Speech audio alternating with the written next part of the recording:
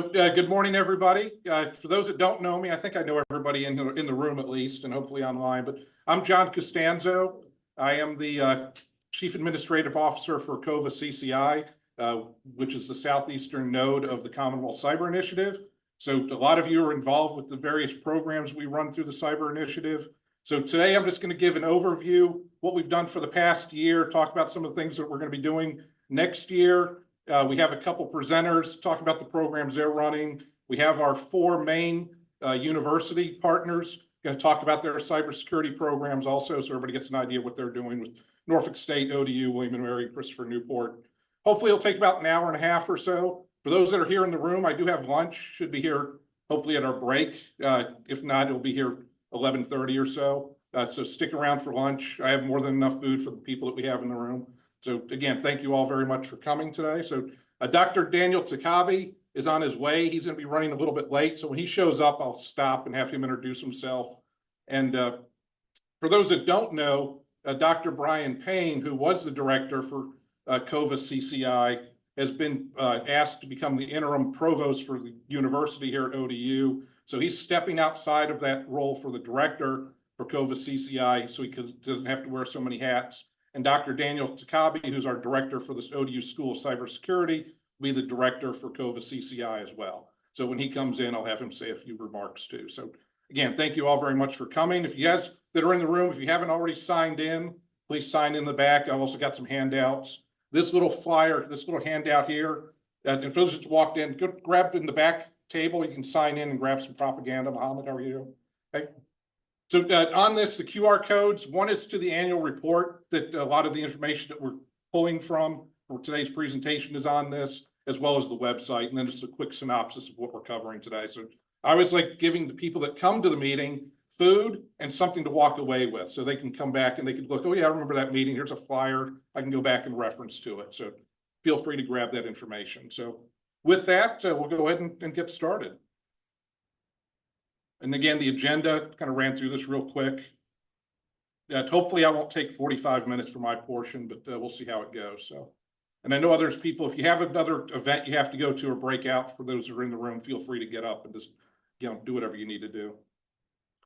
So the Commonwealth Cyber Initiative, a lot of you have seen this slide before if you've been to any of the presentations I've given, but the Commonwealth Cyber Initiative statewide program, we're funded annually through the state government, the biannual budget, at about $17.5 million to fund the entire program. We're divided into four nodes. We have the southeastern node, which is the coastal node, which is me and everybody here. The central node, which is led by Virginia Commonwealth University, includes UVA in the central part of the state.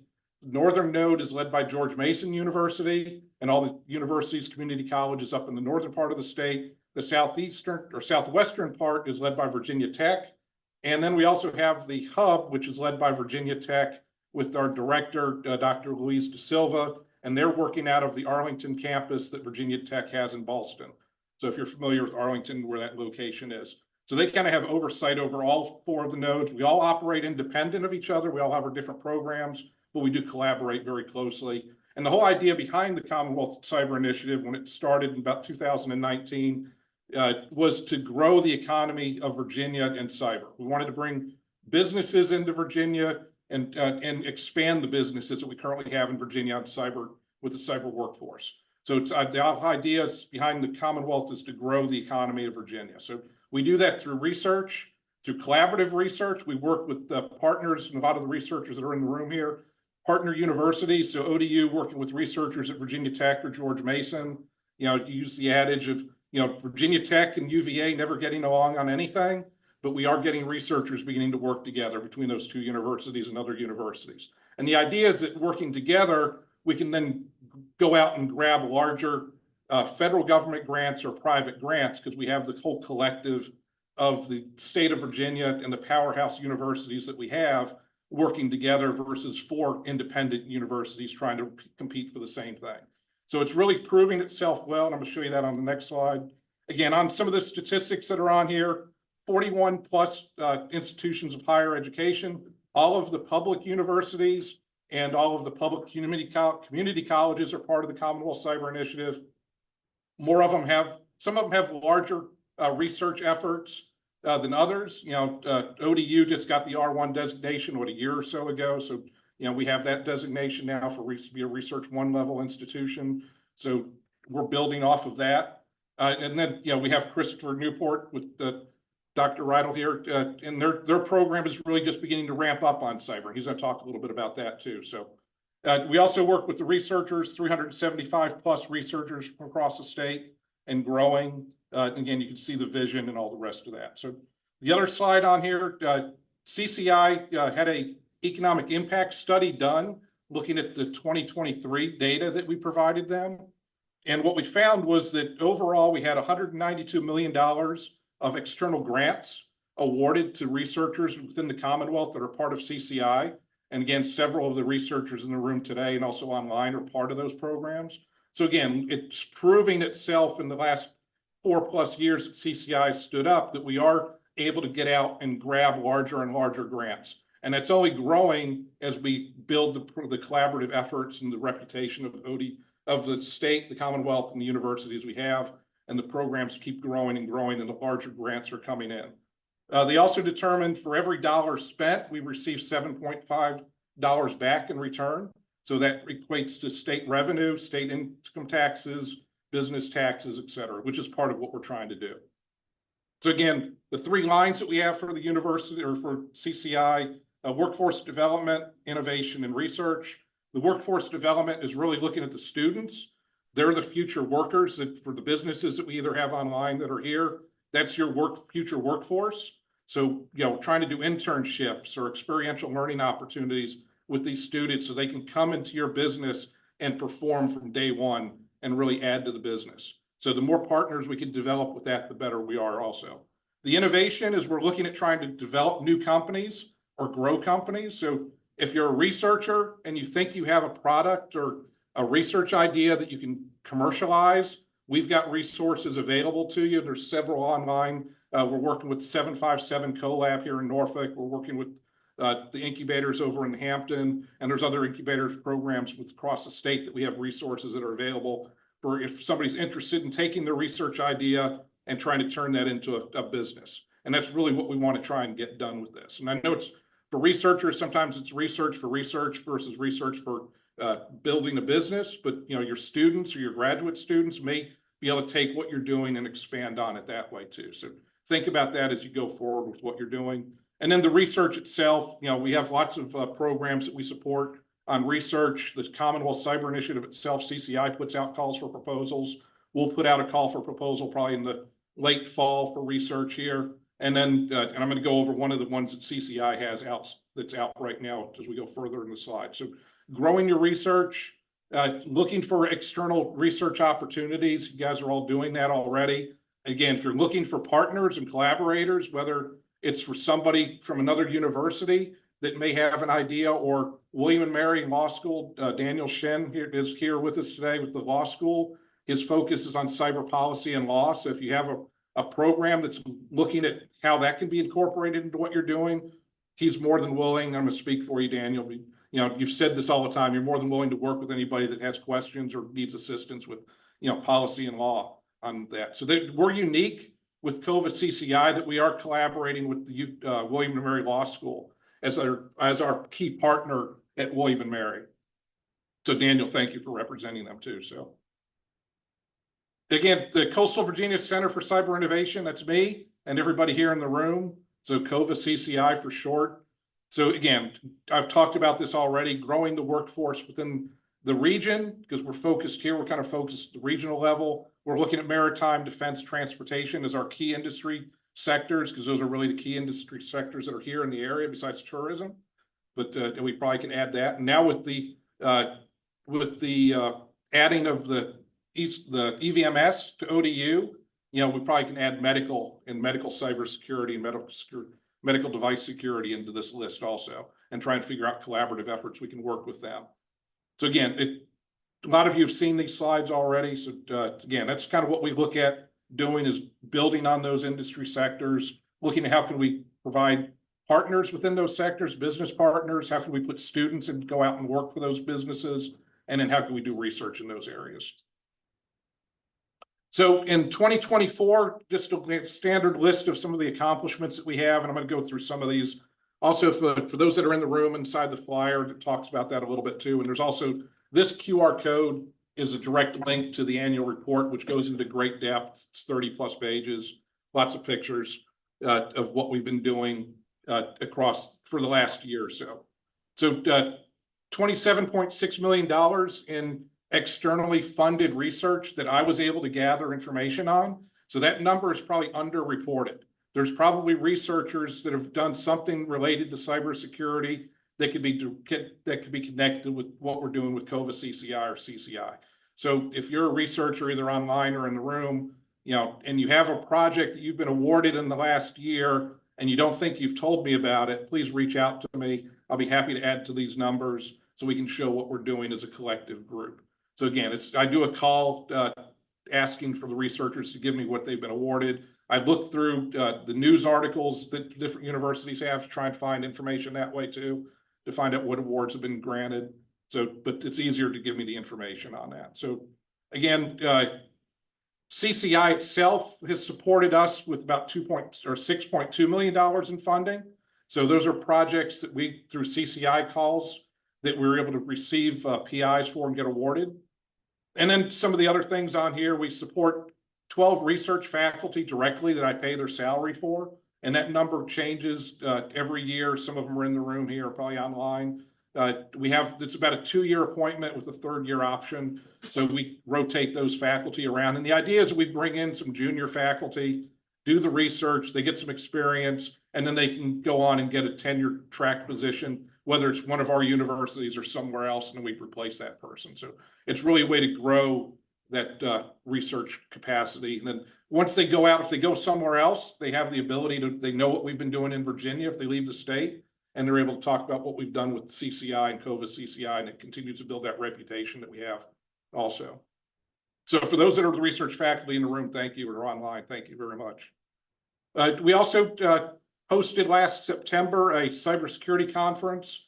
We hosted it here. We did one the previous year at William & Mary. We're not going to be running one this year just because of other opportunities, other priorities, but it was a great success. And I'll talk about that a little bit more too.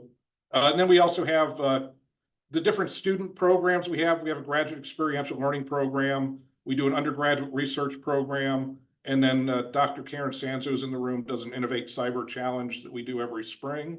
We'll run in that again. And there's some slides related to all of these also. And then we also have our shared research environment, and John Pratt is going to give a presentation about that, talk about that program.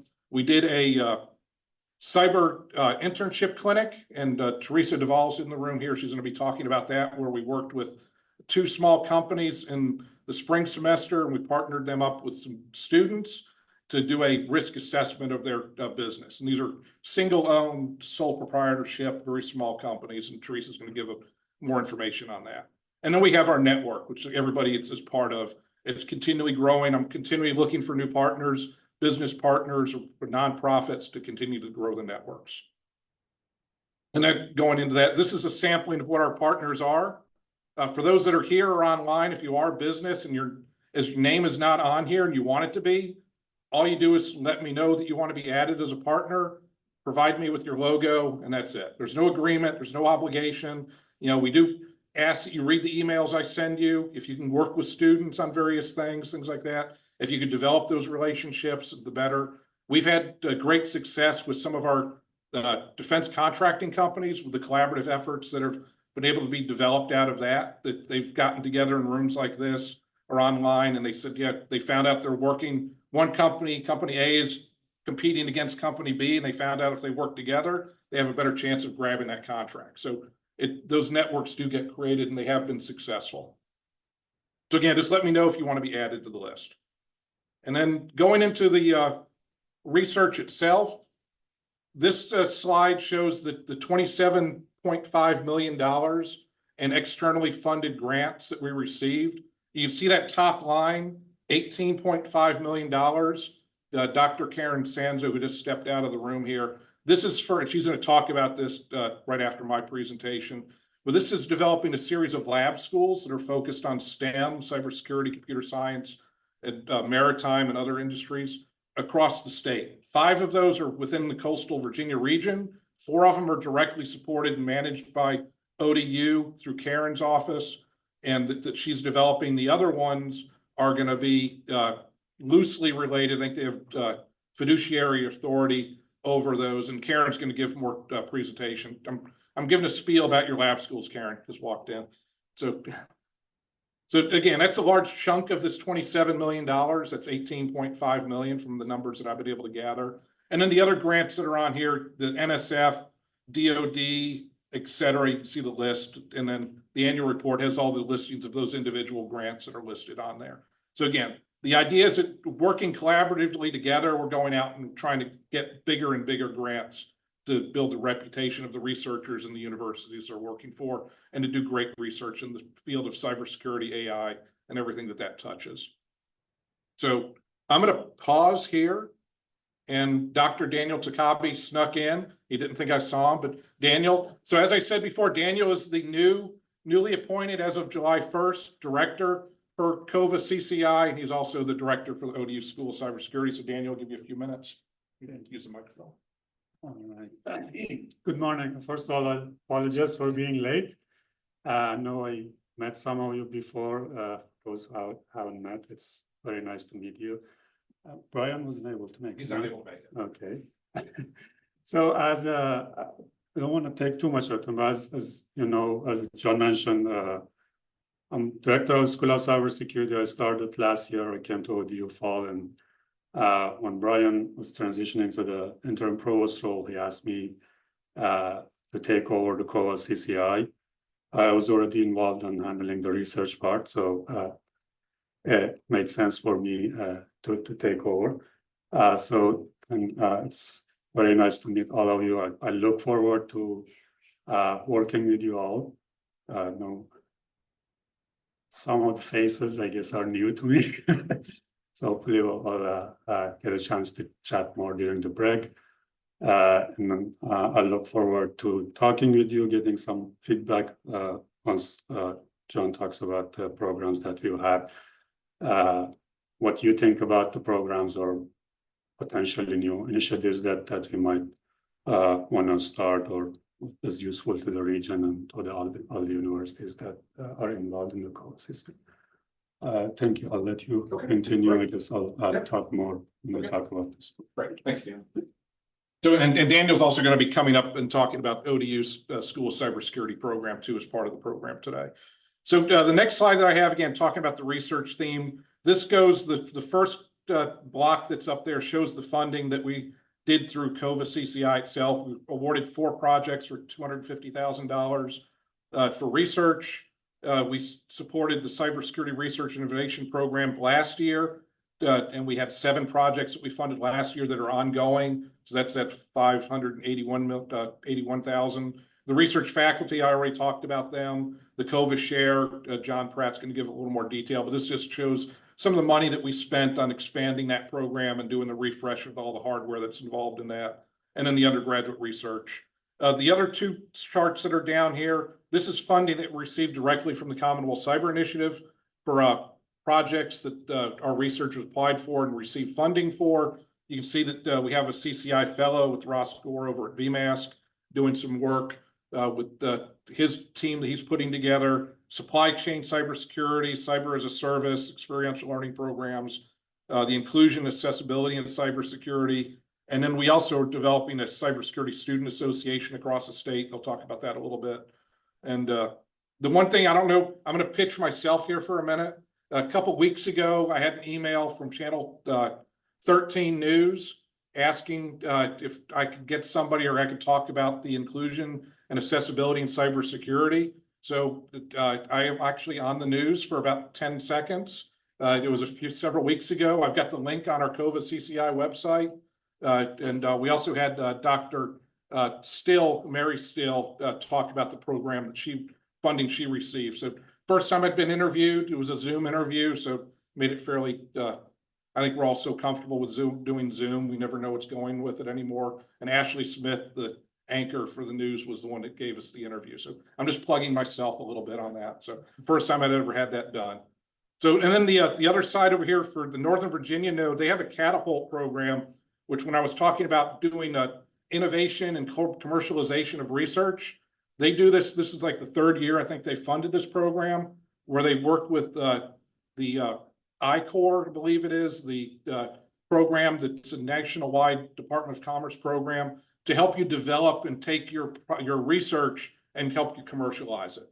So we had 3 programs that were selected for that this current round. They'll run that program again next year for researchers that are looking at trying to expand their research and commercialize their ideas. This is a great way to go through that program. It's about a year long. They go through all the various steps of how to build the business, how you develop a business plan, et cetera.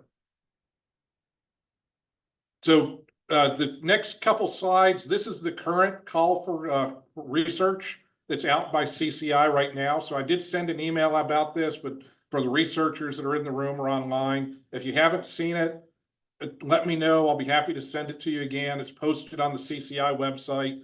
I've posted it on my website as well for COVA CCI, but cybersecurity for AI and AI for cybersecurity. And again, they're looking to award about 7 awards, $100,000 each. It's a collaborative effort. So they are looking for you to work outside of your own university to collaborate with others, with other universities. You can read through some of the objectives of this. If you look at the QR code, that will take you to the website. It's also the link to the website on there. Again, there was yesterday, July 30th, they actually did a question and answer webinar. I don't know if anybody in the room attended that or not. Seen a couple heads nodding, so that's good that you guys were able to get on. And then the calls themselves, you can see the timeline that they're all due on here. Again, if you're interested in it, I think they're doing another meeting September 6th for those that have expressed interest at UVA to get together so you can actually look at trying to build some of those collaborative efforts during that meeting itself at UVA if you send in your interest form for the call. So that's the current call for proposals that CCI has right now. They've got a couple that are ongoing, Cyber for Service, and they also have an innovation fund, which is small amounts of money that are ongoing all year long, and you're able to apply for those as well. The research scientists, again, several of you are in the room today. So again, this just shows who they are. Some have rotated out already. We've got a new batch that we're bringing on effective the 24th of July. So they are not listed on here. This is our current 2024 research faculty. So again, working with William and Mary, Daniel Shin's in the room. I'm not sure if Chris Schenefeld's online or not. He most likely is. But they are the 2 researchers we work out of the University Law School over at William and Mary. And then we have the cybersecurity, ODU Cybersecurity School, and also VMask. And I see several of you guys are in the room today. So again, thank you all very much for that. And then we also did a cluster hire. And again, for this coming year, we're going to change some of this around, but Dr. Rafael Diaz has a maritime cybersecurity lead. It's a clustered hire. We're trying to work with George Mason. They were supposed to be hiring the same researchers. They have a director, I think, that they've picked up, but I don't think they've hired anybody else besides that. But again, the idea is that these 2 teams would work together to try and go out and grab some larger contracts and grants that are out there on maritime focused cybersecurity. So some of the other networking events.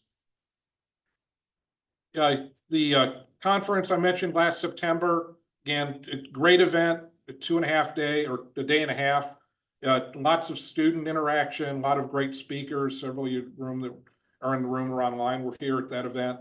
Again, very great networking event. Dr. De Silva, the CCI executive director, was here, gave his speech about it. So a lot of collaboration came out of this. A lot of students that were involved with it have actually gone on and started working with some of the speakers and being mentored by some of them. So we had Sandy Radesky, who works at CISA. She's at SES at CISA. She's in the bottom corner slide down here. You can barely see her on the end, but she mentors a couple of our students that are in the Scholarship for Service program. They have 4 interns right now from that Scholarship for Service working at CISA, and we have one of our recent graduates is working up at CISA also. So great partnership that we're developing with them as we go forward too. So great event. We'll look at whether we're going to run these again. As if anybody's put on a conference, it's a lot of work. So after doing it 2 years in a row, I wanted a break personally. So I need to get a bigger team together to help manage these things in the future. So William and Mary, again, Center of Legal and Court Technology that Daniel and Chris and Fred Lederer work for. They do 2 events every year, October and February, where they do a AI focused cybersecurity policy law. I'm not sure what the themes are going to be for this coming October or the one in February, but again, they post that. Daniel does a newsletter, the cybersecurity newsletter. You can see on the link to the slide, and I'm going to send all these slides are going to be posted on the COVA CCI website, and I'll send out a link to that after probably over the next couple of days. So once I get them posted up there for everybody to see, so they can actually use the links that are on the slides. But he does a newsletter. I'm not sure when your next one's going to be posted, Daniel. Very soon, he says. So we'll hold you to that deadline of very soon. So looks at topics in cyber law, cyber policy. Again, it's a great little resource that he's been doing about 2 years now. I think it's gained a lot of traction. So I know that's been widely read. I don't know if you have any statistics on how often it's looked at. I'll just say, if there's a global reach, I was Okay. surprising. Okay. So yeah, so for those online, I said global reach with it. So again, if you haven't signed up for it, yeah, I encourage you to sign up and get that. And I normally forward those emails to my mass distribution list anyway. So whether you want to see it or not, you will. You can always delete it, but I'll pass it on that way too. The other thing that we're really proud of is working with our students. So we have a Coastal Virginia Cybersecurity Student Association. This came out of our Innovate Cyber Challenge when we first ran it probably three years ago now at this point as a project. So we wanted to look at how can we get students from across the region in cyber start collaborating together and trying to put some kind of umbrella structure over the different universities, community colleges that we have. So we established this program, the student-led program, fully student-led. I provide some funding. I give them some guidance on how they can spend their money. They come up with the programs. They come up with the themes that they want to do. They did a great job last year. They did 4 monthly speaker series. And Brian, I see you're here. So he was one of our speakers. Raise your hand again, Brian, so everybody can see you. You're with one of the banks, which US Bank. US Bank. He was one of our speakers. He's actually on the slide down here. So thank you for doing that. Great event. They do these various locations. They did them at TCC, at the Advanced Technology Center in Arlington. They did it at Christopher Newport. I think William and Mary might have hosted one. Regent, ODU. So they try and spread this around. And they've now grown partnerships with all of our regional universities and community colleges. So they're really beginning to expand. And the other thing that they run every year is CyberForge, which is a capture the flag event that they're going to be running in March of 2025 at Christopher Newport. Again, they've been doing it 2 years in a row now. This will be our 3rd one coming up. Day-and-a-half event. They bring in speakers, networking events. It's very well attended. I think we had about 70, 80 students last year doing the capture the flag piece of it. High school students all the way up to colleges and also businesses come in and do the capture the flag. Great done, great run program. They do it all themselves as students. Again, I give them a little bit of guidance on what they can and can't pay for and do, but it's all student led. They go out and find the speakers and they manage it all themselves. So with the success for all of that, the leadership team of the COVA CCI's Student Association put a proposal together to Dr. De Silva at CCI to expand this program across the state.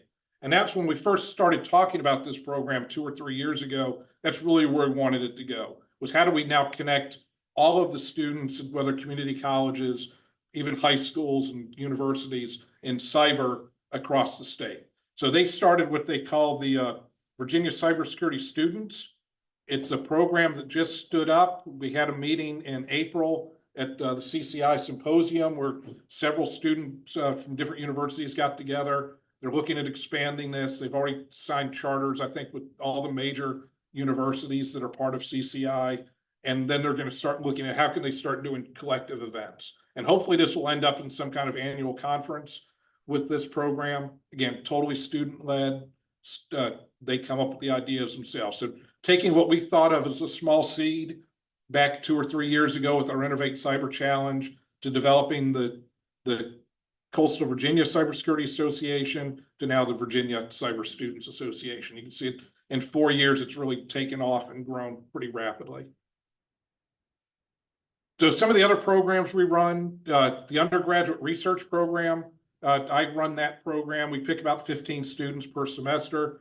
Our community college and university students from across the region are all eligible to apply for it. I do pay them a small stipend. It's $1,000. I think it's small. They probably think it's a large amount of money, but it's an independent research program where they write a paper, they choose the topic, they work with a mentor. Several of them are in the room here. Hopefully those have been good experiences working with the students. I know some students have been more challenging than others. I'm looking at a couple of the mentors that I've heard from about that, but mostly they've been successful in guiding them through the process.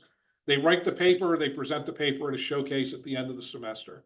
So I've gotten a lot of feedback from the students about this program, about how much they really enjoy doing it, because it's a topic they pick. And it's also, sometimes it's the first time they've actually done a research paper.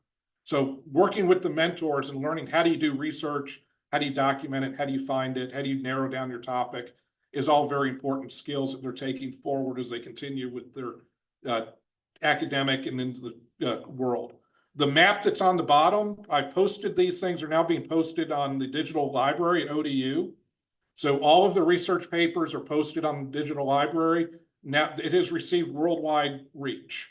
So that map shows all of the times that those papers have been accessed from around the world. And when I ran the numbers at the end of June, it was almost 15,000 times these papers have been accessed.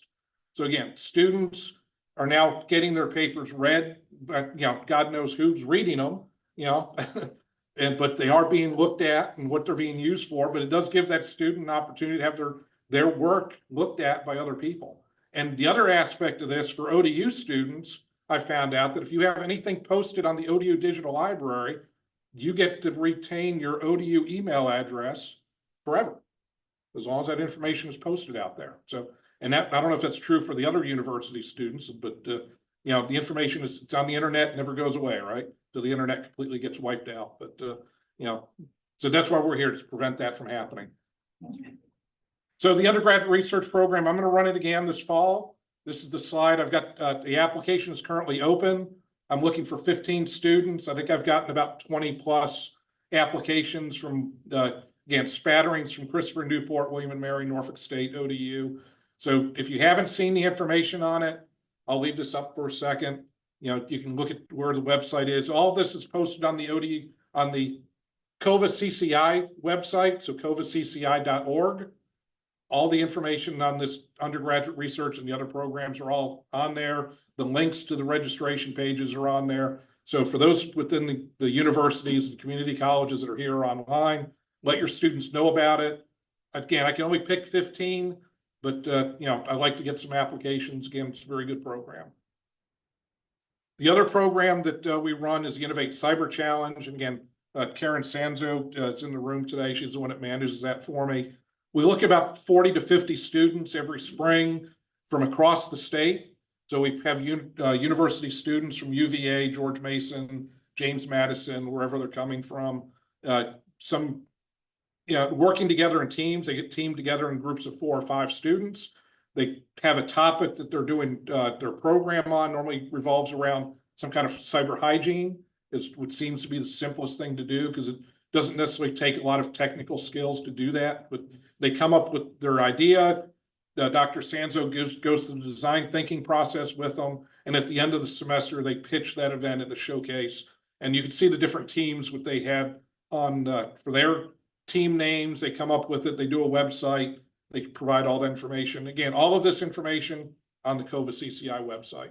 Links to all their websites are all out there on that. So if you want more information, feel free to look at that. The other program that we run is a graduate student experiential learning program. This is primarily led through William and Mary. Dr. Stephanie Blockman was the one that's been running this for me for the past couple of years, where we take graduate students and we then provide them with the opportunity to work either with a company or with a researcher, where we pay the student. So if you're working on a research project, we're providing the funding for the student, but you get the assistance. We're not going to be running this program this next year, but we'll look at potentially trying to expand it again after that. But again, great success out of it. I've run into a couple students from this program. I ran into one at the CCI symposium that was in the program 2 years ago. He's now a PhD student here at ODU. There's another student that we worked with when we first stood it up that worked at Camp Community College with one of the faculty members out there. He told me several times when I've met him, but at our conferences and online, how that working with that faculty member for 2 years changed his career trajectory. So he's now a PhD student. He may have gotten his PhD out of Marymount in cybersecurity, and he's looking at becoming an academic and working in cybersecurity as a researcher versus as somebody going out in the business. So again, a small program, but the impact that it's had for a lot of these students has been pretty great. So, and then the last thing, couple things again, personally, CCI itself, if you haven't heard, we moved to the Virginia Beach Town Center back in November. So we have space. If you're familiar with Virginia Beach Town Center, if you know where the P.F. Chang's restaurant is, it's a parking garage. The 10th floor of that parking garage is where ODU is located, and we have the Institute of Data Science located there now. So it's a great collaborative space. We're working with the City of Virginia Beach Economic Development Office to try and figure out how can we use this and leverage that space to help bring businesses into Virginia Beach and the state particularly, and grow that. So I've had several meetings with them. We had a large meeting with the city itself to try and figure out how can we collaborate more with ODU, and some of them in the rooms have received emails about that, and hopefully have some follow-on meetings on how we can grow what we're working with ODU and the city itself, City of Virginia Beach. So great space. If you haven't seen it, send me an email if you want to come by. I'm happy to give you a quick tour. It takes about 5 minutes to do the walkthrough. It's not very big, but we're happy to do the quick view of that. So CCI, my office is there, and we have several faculty members that have offices there and here at ODU. The mayor of Virginia Beach was at our groundbreaking, as well as the ODU's president. So that's that picture of the ribbon cutting back in November. The news, again, I scour all the university sites, try and pick up news that I could post. Anything that you're related to on cybersecurity, we try and post it on the COVA CCI website. So if you have information that's not on here, let me know. Again, it's a resource, and I try and capture all that so it's centrally located. This is just a spattering of some of those. I'm going to plug myself again. The top left, the Virginia Cybersecurity Group's funds 11 projects. That's my interview. So that has the link to it. Hopefully the link still works. I haven't clicked on it lately to actually watch that. So again, self promotion on that. But again, some of the other programs that we have hosted on there. Social media, I use my own personal LinkedIn to post all the information about COVA, CCI cybersecurity related work. So there was a spike in April, early May of views where I picked up about 10,000 views for a single post, I think. And I'm pretty sure it's related to this Women in Cybersecurity scholarship, because you can see that at 20,000 plus views. The Daniel Takabi, very popular. He has about 13,000 views for that article about him being appointed as the director. So the reach is out there. So I just wanted to kind of show that, even though I'm using my personal LinkedIn, we are getting out there. The word's getting out there, obviously worldwide. Again, you never know who's looking at this information. So I'm setting myself up probably to have a cyber attack. But so I've told everybody, if you find something you could use against me, let me know, because I'd like to find out what that is. So it'd be more interesting than I really am. But so again, LinkedIn, a great way to promote different things. It is getting traction. We're making a lot of connections through LinkedIn. So it's a great opportunity to do that through social media.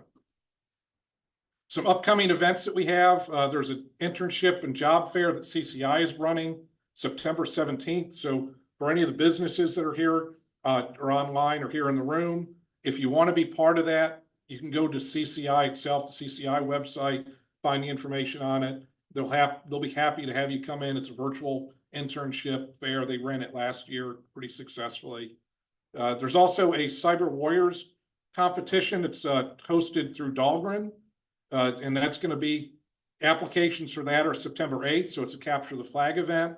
Again, that's posted on there. And then the Cyber Forge event that I mentioned, which is going to be in Christopher Newport around March. I forget the exact dates in March, but they have a call for proposals right now, or call for speakers if you're interested in speaking for that, that's out. So again, thanks for Christopher Newport for hosting that again for the second year. So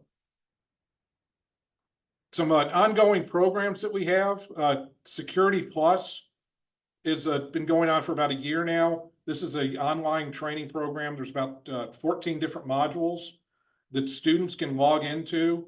And Dr. Takabe asked me how many students have actually been through that program. And I see Scott in the back too.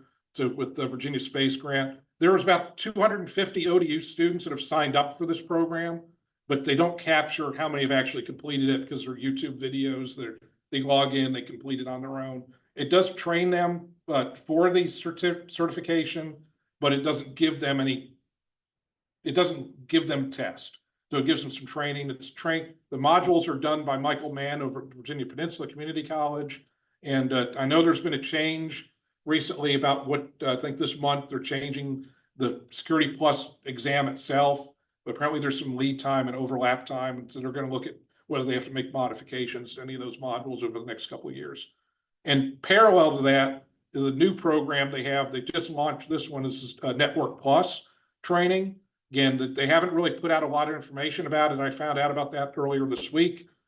So you'll be seeing information about that too. Again, done through the Virginia Peninsula Community College, working with the Space Grant Consortium, funded through the Commonwealth Cyber Initiative. So again, the idea is that it trains the students or whoever's interested. These don't have to be students. It could be professionals that are looking to get these certification trainings also. Again, kind of walks them through the modules, how to prepare for the test, how to take the test. The other program that's on here, the Clearance Preparedness Program, this is an ongoing program where they run monthly webinars to talk about what you can and can't do to prepare yourself to get a security clearance. It does not issue security clearances, doesn't do any of that, but it tells the students what they should and shouldn't do as they go through the security clearance process. So, and Scott, I saw you have your hand up. I just wanted to add on before too far away from it. We are also starting the Space Grant, are starting a Linux Plus, exact same format, same Michael Mann from that's going to be available to students for that. Okay. And for those online, if you didn't hear that, the Space Grant's going to be doing a Linux Plus program very similar to the Network Plus and Security Plus. So yeah, so as soon as you get information on it, pass it to me. I sure will. We'll be happy to spread it around. So priorities for next year, again, a lot of the same things we just ran through. Continuing research, continuing our cyber clinic, which you're going to hear about, continuing funding the research faculty, the COVA share, the student groups, and the other programs that we have. So we've gotten to a pretty good rhythm in what we're spending our money on with our limited budget. We're always looking for changes, as Daniel mentioned. We want to know, are these successful programs? What can we do differently? What can we add? So if you have ideas and we think we can run with them, we're happy to look at those, whether it's for this current year or future years funding. So with that, I'm going to step aside and I'm going to bring up Dr. Karen Sanzo. She's going to give a quick talk about the lab schools, and then we're going to do a quick break. So, Karen? Okay. All right. Thanks. Hi, good morning. So first, I do want to thank John and COVA CCI for all of the support because some of the projects that you heard presented already have had a direct impact on the reasons why we were able to have funded proposals for our lab school. And if you're not a part of the lab schools yet, I invite you to be a part of our family and friends network and to collaborate as much as possible. So at ODU, we're very excited to, I'm not doing this as well as John, to have funding from the state for the Center for Educational Innovation and Opportunity. And that is an organizational hub that connects not only our ODU lab school network. So we have 4 funded laboratory schools that are coming through the state that we're going to launch in fall 2025. But we're also the fiscal agent and lead partner for 5 other lab schools that are launching either this fall or next year. And while these are K-12 schools, as you can imagine, they are opportunities to feed directly into our undergraduate programs, as well as their opportunities to collaborate for research, as well as provide experiences for your students. So as you hear what I'm saying, please think about how you might be interested in partnering, collaborating, or even if you just want to be on the information list, because this doesn't happen without partners from across the region and across the state. We are providing subject matter expertise to lab school leaders in the Commonwealth. There's a very robust cybersecurity and computer science network within these lab schools. So again, it's an opportunity for us to collaborate with K-12 to look at grants and provide subject matter expertise.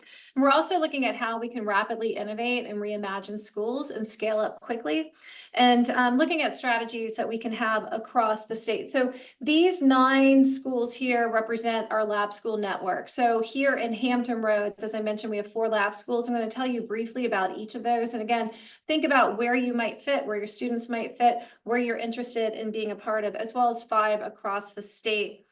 Through the center, I don't need to go into all of these details. You're welcome to read the slide deck afterwards. But we're really just creating this community of practice. So for those of you that are unfamiliar with laboratory schools, it's essentially what it sounds like. You are creating something around an educational environment, and we're studying how those changes are taking place. We are looking at educator preparation. We are looking at how we provide active agency for students. We're reimagining, if you think about how you want your students prepared to come into higher education or to move directly into the workforce, this is a way for us to comprehensively reimagine schooling. And then we also have research and teaching integrated. I think this is one of the most important slides in thinking about here and presenting to you. So we have 4 different schools. One is going to be at Brooks Crossing Innovation Lab, which is, I have to thank John again, because we have cybersecurity intern students here at ODU that provide support on an ongoing basis for the Innovation Lab. It's great to see students in there really taking charge and leading cybersecurity programming at the iLab. This is a maritime engineering and environmental studies program, supply chain management, cybersecurity, really looking at that blue economy. We're still building the curriculum. And so if that's something that you're interested in, we're collaborating with some of you already, Huntington Ingalls, Newport News Ship, all of the maritime industry partners around the area. And then in Chesapeake Public Schools, this is a computer science school. So the Brooks Crossing has about 100 students, 50 junior, 50 senior year. In Chesapeake, we have at Oscar Smith Middle School, it's going to be 300 students it's basically a school within a school for the lab school model.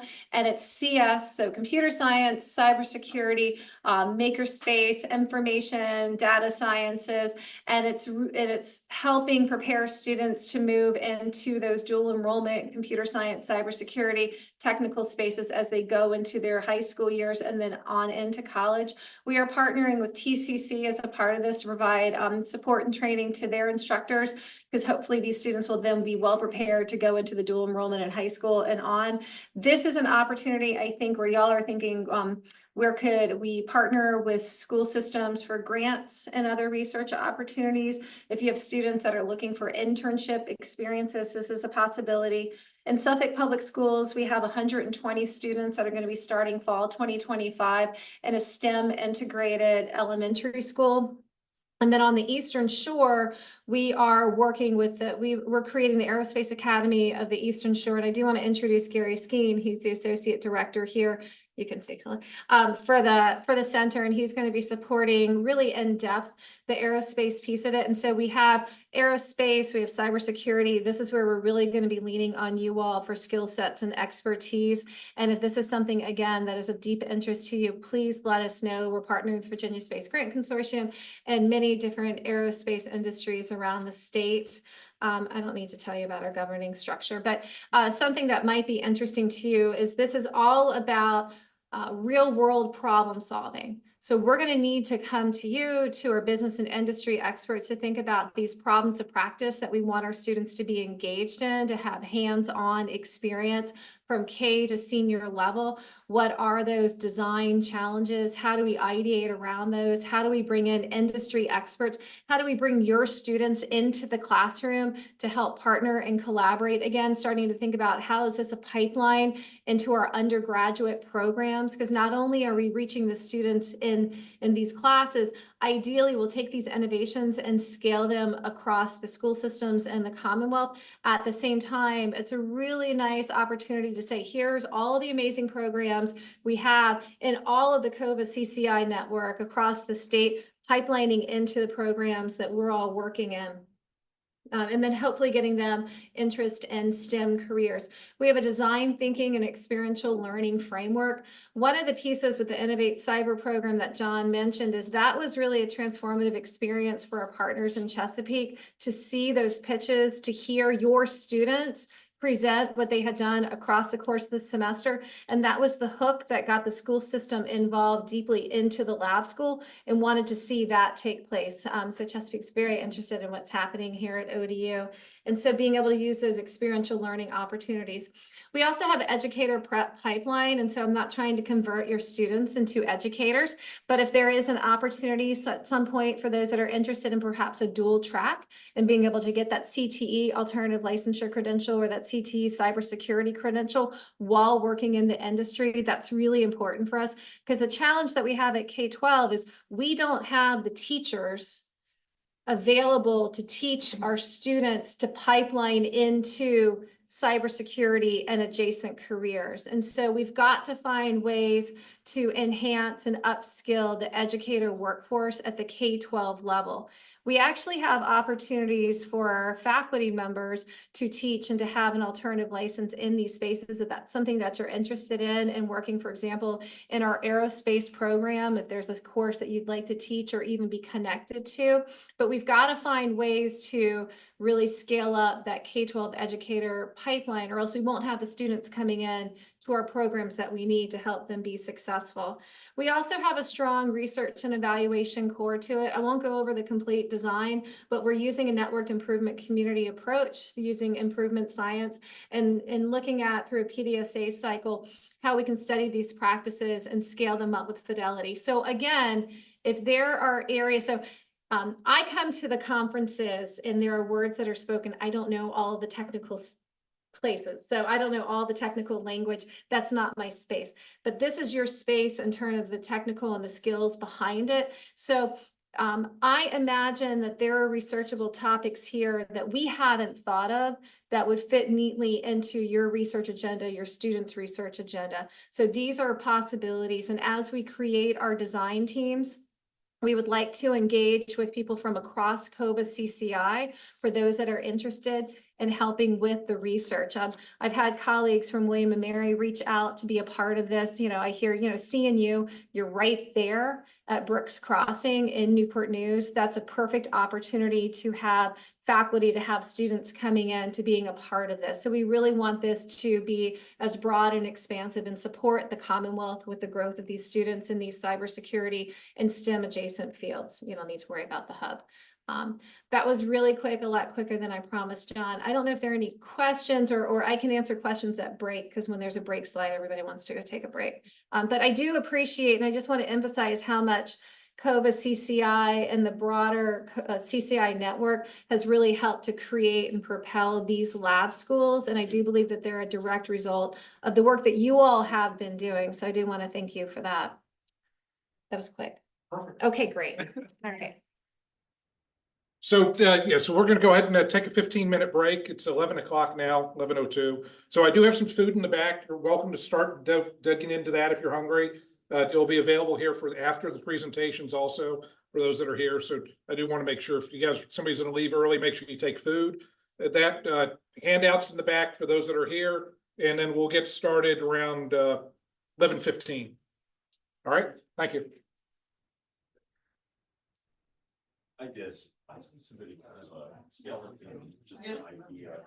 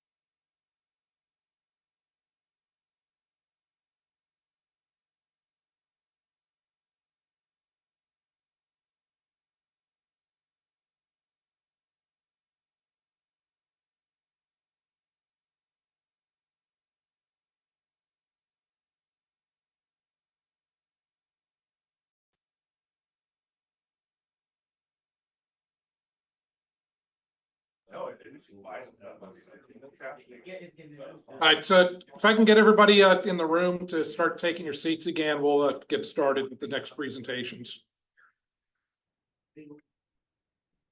Grab a plate. Oh, I understand.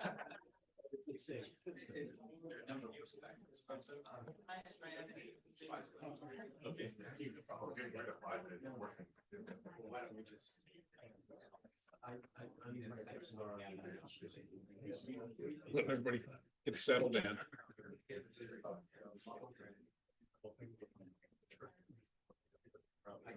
right, if I can get everybody to grab a seat.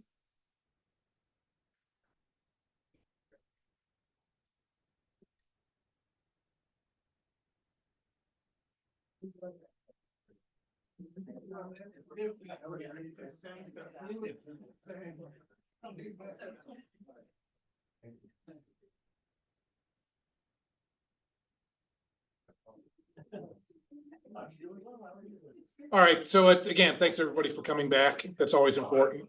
So hopefully you stayed online if you're on Zoom. Again, so what we're going to do now, we're going to transition to some update presentations from some of the different programs that we're running and from our university partners. So I'm going to bring up John Pratt from ODU. He's going to talk about our COVA share environment. So John.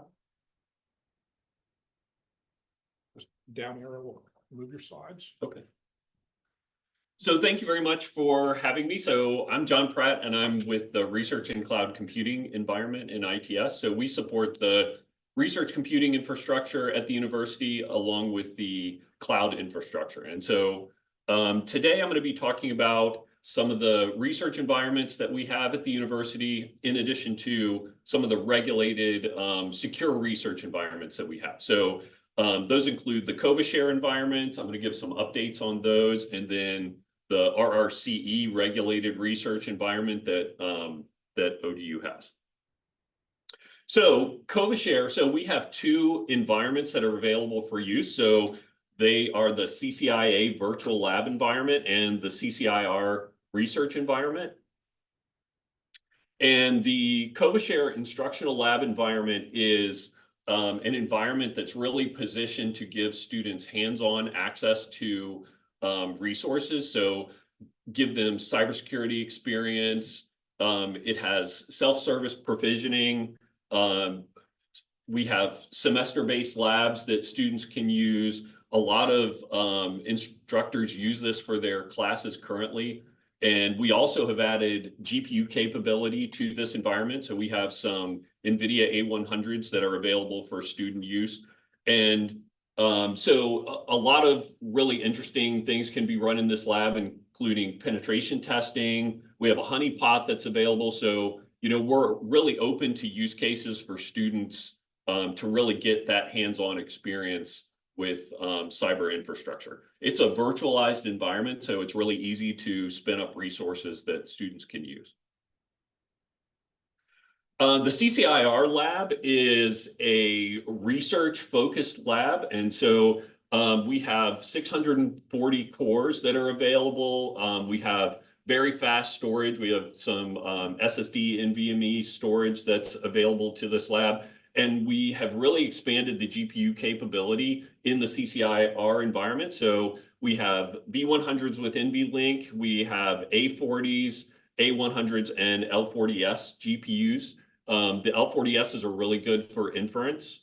So this environment is built on Kubernetes, so it's very flexible. It can run virtual machines, containers, you know, very kind of complex workflows that are different than like your typical high-performance computing environment. And, you know, if anybody is interested in using this environment, you know, we have resources available. Some of the enhancements that we've made to these environments recently. So we have, thanks to John's investment, so we expanded the CCIA environment with additional compute nodes and GPUs to be able to support additional students. And retired some of the older non-supported nodes. We've also built a custom interface for the students to use so that they have more seamless access to their resources and get some visibility into their virtual machines and utilization. With CCIR, we are really positioning this environment to be an AI AI model focused environment. So really supporting kind of complex workflows that allow you to fine tune, train and develop large language models. So because of the GPUs that are available in this environment and the Kubernetes cluster software, this is an excellent environment for that. So, you know, I'd mentioned the A100s and the L40Ss. We can support some more complex software like Kubeflow and NVIDIA NeMo. So those are some really AI model focused software packages. So I also wanted to show how the CCIR environment fits into our overall AI strategy. So our tier 1 is our HPC cluster. So, you know, those can support kind of small scale development and experimentation. We have a large number of GPUs in that environment. And, you know, you can run models in Jupyter Notebook. But then CCIR, because, you know, we can kind of support those complex workflows, is really for larger scale model development and tuning. So we can support fine tuning, RAG, you know, some of those more complex workflows. And then the public cloud, you know, public cloud can range from small scale all the way up to large scale. There's of course a cost associated with that, but you know, we are really positioning CCIR as that large language model development environment. And, you know, if you're interested in that, of course, it's very popular. Now we have a lot of researchers who are very interested in getting into that. So, you know, please contact me if anybody's interested in that. So for protected data, so there's another environment called the Regulated Research Computational Environment. So this was built in partnership with the Hampton Roads Biomedical Research Consortium, which is another state-supported group. And so this environment supports CUI and HIPAA data. So it's more locked down. It supports virtual machines, and it also has GPU. So if you have research that involves that type of critical sensitive data, please contact me. My team does not support this environment. This is supported by the Office of Research, but we have a really good relationship with them. And, you know, we're really helping them promote this environment. And they're also in the process of standing up an HPC cluster that's HIPAA compliant. So it's going to be, you know, the RRCE environment is more of a virtual machine based environment. This is more of an HPC, typical high performance computing environment that will support HIPAA data. So it has kind of a virtual environment, but it also has GPUs and physical nodes. So, you know, if you have that type of data and are interested in that type of research, please let me know as well. And this is our protected data platform matrix. So this kind of just shows you, you know, if you have the different types of data listed here, what environments you can use for your research. So, you know, HPC is well suited for non-sensitive and confidential data. And then you can kind of see, you know, CCIR supports FERPA data and IPI, and then RRCE supports CUI and HIPAA data. So, you know, if you have this data, you have the different research types here, you know, we have different environments that can support your research. And these are our contact information. So, you know, ITS Research and Cloud Computing at odu.edu if you want more information on this. We also have a wiki page that kind of explains all this information. So please feel free to contact me if you are interested in accessing any of this. Thank you. Okay. Okay, next we're going to bring up Teresa Duvall. She's going to talk about the cyber clinics.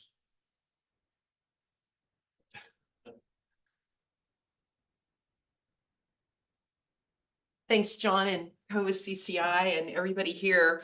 For those of you who aren't aware of it, I'm going to give a little background on this, and then we're going to go through and let you know where we are today.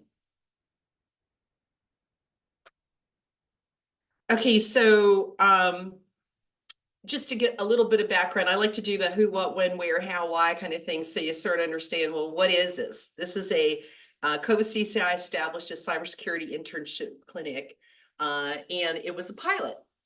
And the purpose of it was to serve these very small businesses throughout Hampton Roads community. So for the businesses, for the students, it was going to increase experiential learning, right, for our students.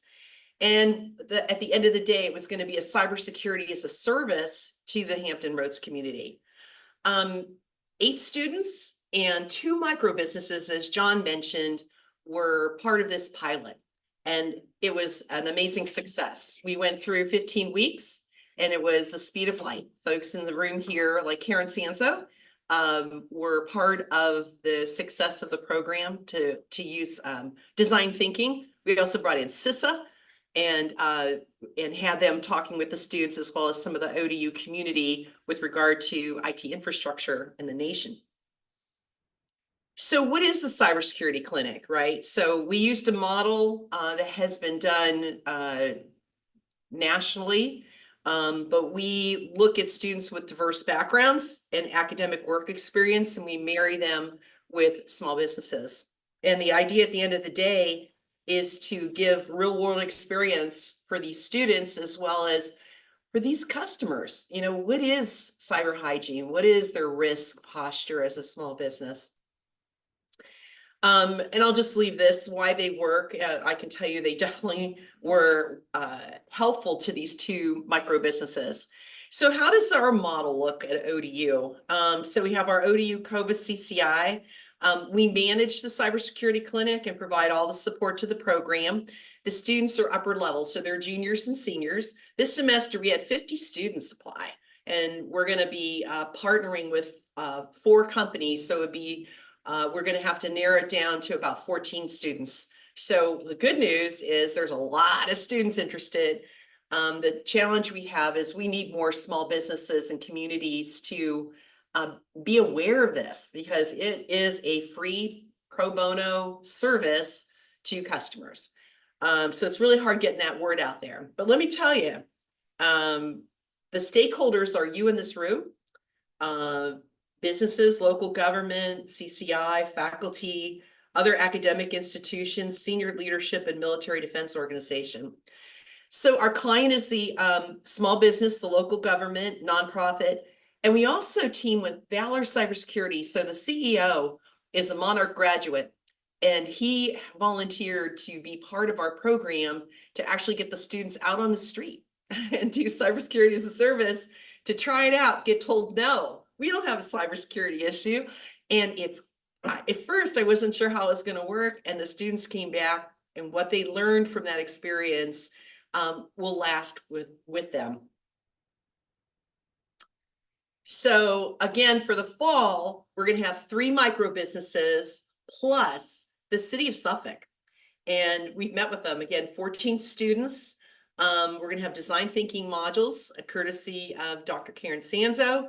The CISA that I already said, Mr. David Price, is going to talk about vulnerability management. And then we're going to have assessment training from our partner and CIO of Valor Cybersecurity. So those are the companies. You see the city of Suffolk and those 3 small ones, TRS Productions. We insure things in the Youth Volunteer Corps of Hampton Roads.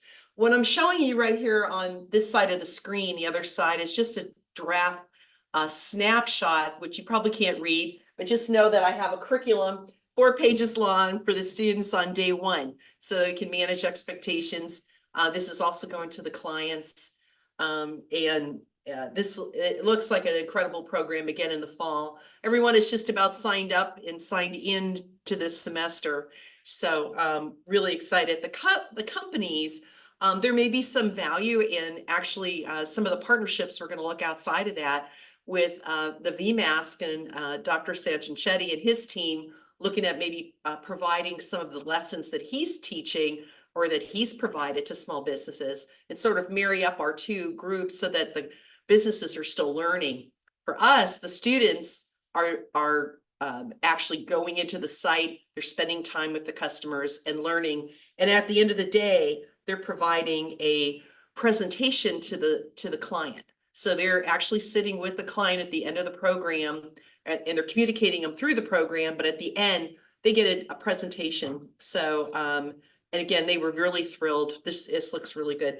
Here's the two sites that are on the COVA CCI site. One is for businesses and one are for students. And it gives the who, what, when, where, how, why of applying. So if any of you are interested in here or know a small business that would be, again, it's free. It's and the students are learning, the business is learning. It's a win-win, and Hampton Roads wins, right? Because not only do we get students who are mini consultants that are learning these incredible skill sets that we're hoping then they stay within Hampton Roads, right? It also allows these small businesses to maybe know what's right around the corner or to be aware of who to contact when things occur. So again, a real win-win. So our two businesses just gave us a couple comments about how happy they were. We asked if we could use their quotes, and there's some pictures with the students. Then we asked 3 students, right? Just because the businesses were happy, what about the students and what did they take away in their retrospective?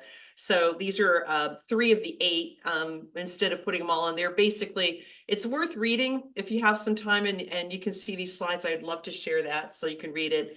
And of course, my comment as the person who kind of managed the course with John and the folks that are in the room that I've already mentioned to help this be a success. So it provided experiential learning. I watched the growth of each student and their confidence and their presentation skills and their ability to do independent research and in a team. And the clients expressed pure joy. So again, there was no downside on it. Here's the links. If you're interested, I'll leave that up here for a few minutes.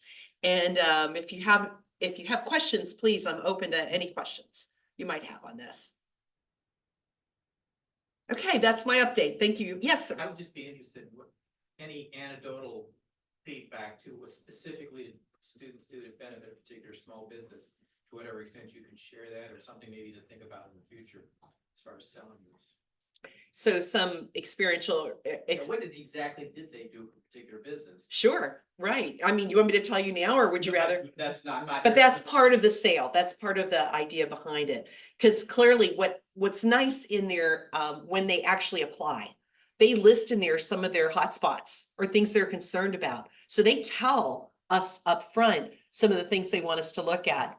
Then you marry that with, the Valor Cybersecurity. I've done this with businesses, cybersecurity as a service, and you add CISA, the IT agency of what's going on in the infrastructure. You put it through a design thinking part. So what they're getting is something maybe a little more well-rounded. We do a SWOT analysis, strengths, weaknesses, opportunities, and threats for that business. They need to research the business. What is different about working with a youth foundation or with the city of Suffolk? So they have to learn about what is that business that we're approaching. So they don't even actually talk to the customer until week 6, because we want to shape them up front so that when they're actually talking with the customer, they come more prepared to ask better questions. Does that help a little? Okay, great. Thank you. And again, all the slides for today's presentations will be posted on the COVA CCI website. So I'm going to bring up Anton Riedel for Christopher Yes. report.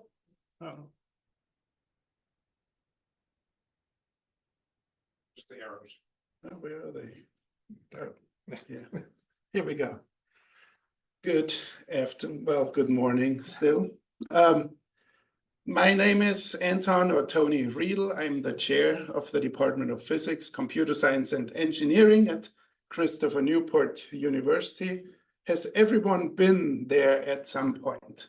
I did not include a slide about CNU because I just assumed, of course, everybody knows it, but kind of you can see it's a really very nice campus. And we do, and this should be a disclaimer, we do cybersecurity in our department on the academic side, on the research side. There is, of course, more of it in IT services. Our CIO is part of some of the meetings, committees here. but I did the update now from an academic research side, so I didn't include it further. We also have a Center for Homeland Security, and some of their workshops are obviously cyber related. But as far as I know, it's not within the CCI framework. And I wanted to give you feedback also where we think, where CCI or COVA, CCI specifically, really helps us and where we can contribute. So this is the background. And the first thing I want to do is, if you ever have been at CNU, I think well, first you see the pretty buildings, and that's great, but it's really the wonderful people there and the students there. And so that's why I want to start on the people side with my presentation. And then I talk a little bit about program updates, student engagement, and some of it we actually already saw in previous slides. So the cyber security program is connected or came out of the CS side. So it's technical. It doesn't go into political science or social sciences as much. And so we started with a pretty small faculty size. We have 2 dedicated to cyber, but also information science. And then because of the breadth of the department, you'll see it in the majors in a moment, we cover it from like the engineering side, as well as computer science side, as well as information science side. So when we added for us 3 people to that field, it is actually quite an increase, because we now have not only the 2 dedicated ones, we have 3 more pretty much dedicated to CS cyber, and then a few others. And I just wanted them up here because I know there are researchers in the room, and we do collaborate already, and we hope to, of course, get the new ones in there. Now, Yan Lu was one of the researchers that was mentioned earlier. She was already with CCI, and then we hired her into a tenure track position. So she has been with us for a year, and a real pleasure to work with. And her research falls into the CCI area. But the new ones, Abhishek comes from Texas, and his background is on the UAS swarms, resilience, security. So we hope, obviously, to go into that space. And Ian Roy is joining us actually at JLab right now on the software security side. And with this, we have a really nice coverage of various aspects of cybersecurity, where we hope to be able to plug in the future with the projects also through CCI.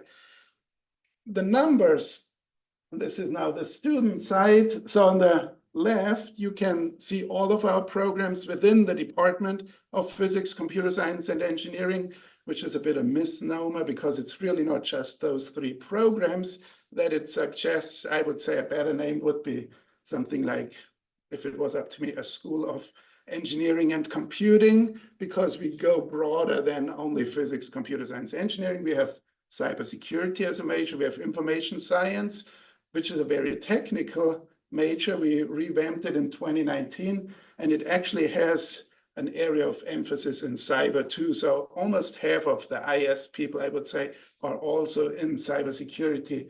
And so in 2020, fall 2020, we started our major in cybersecurity. Whenever we think about numbers, when we get to 80, that's kind of the sweet spot. We got there and more in 4 years. And the next numbers, this is spring, obviously the latest one.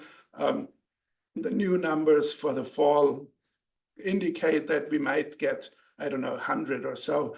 And cyber is obviously very popular. And we just added a minor, so that will be expanding in the field of cybersecurity.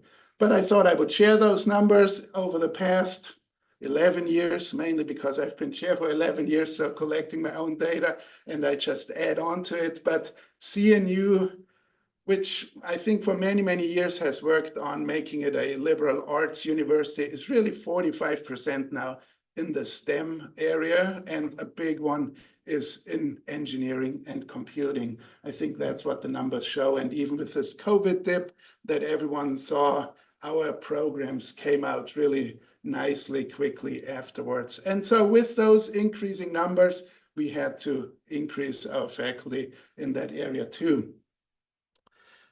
Some program updates as they also relate to CCI. So I said we only started the major of cybersecurity in fall 2020, and we added just last year the minor. We don't know yet what the consequence will be in numbers for our courses, but for example, the second course I'm listing, it's just a seminar that we offer to our incoming students or maybe second-year students who feel like they might be interested in cybersecurity and aren't ready yet to go into the real technical courses. And when we designed it and thought about it, we thought, well, maybe we find 20 students who are interested and we get them in this way. And so for fall, I just checked, we're at 49, which is really normally the limit of what we do at CNU. We don't like to teach courses in the 40s, even 30s. Well, 30s, I would say, have become in our field the standard, but that barrier to 50 really hurts to cross.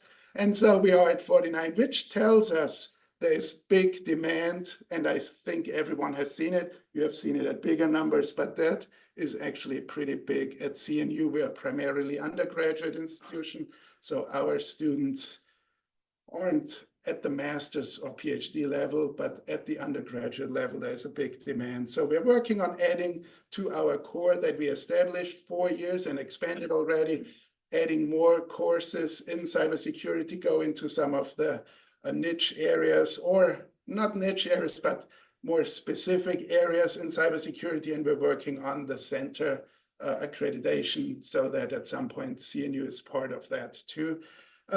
We got an upgrade. Some of it came also from CCI. For example, the project Ares, if you have seen it, it's a really cool software platform for training in cybersecurity. We got the CCI grant. We added a server platform with GPU servers and virtual machine servers so we can support cyber, but also data science is happening at the same time. And we're building a new building, which will be the Science and Engineering Research Center. And in that building, there will be new spaces that CCI-related disciplines like cybersecurity, data science, computer science, which we will get to use there. So a lot is actually happening at CNU in that area, and it's exciting to see where we're going with that. And the best thing is our students are really engaged. We find that the cyber students want to do more than just be in class. And one thing that was mentioned before, one conference is Cyber Forge. They hosted it last year. This year they participated. I think it was at ODU. And actually, I just found out when I prepared the slides that we are again hosting it next year. But it was really nice as a conference. I don't know, did anybody get to go there? It's mostly undergraduates or students, but I thought it was a really good mix from the different universities and then expert students and the exchange of it. So I'm really looking forward to it again. But our students also participate in the ISC Square meetings. So the Peninsula chapter actually meets once a month at CNU and typically have 2 presentations, and one is always given by a CNU student, which gives them a really good exposure to that. We've participated in the competition and obviously in the student association that was formed.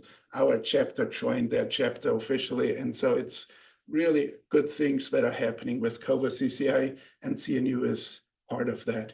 Now about the graduates, the latest, so we started 2020, so our first cohort was really 2024.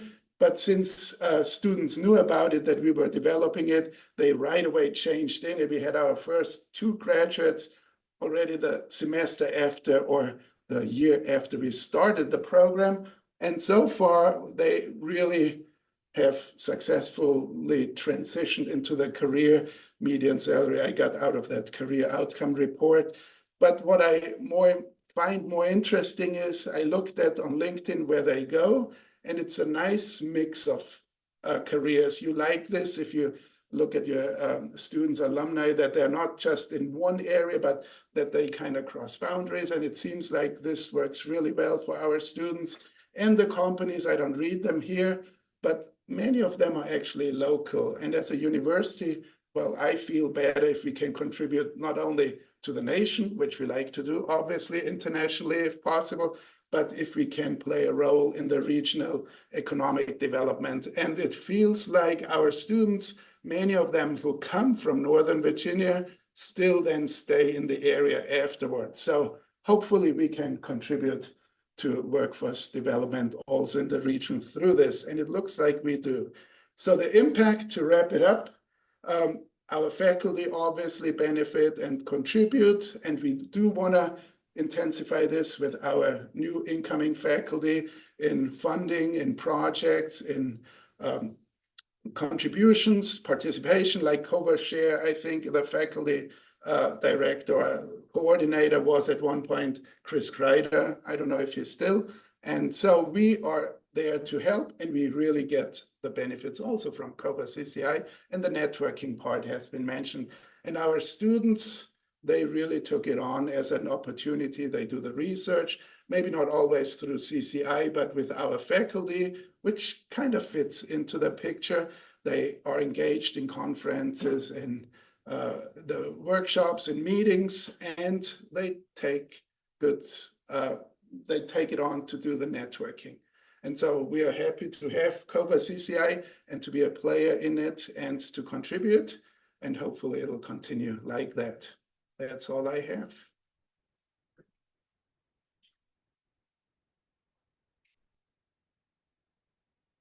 Okay, next up we have Daniel. Go to you.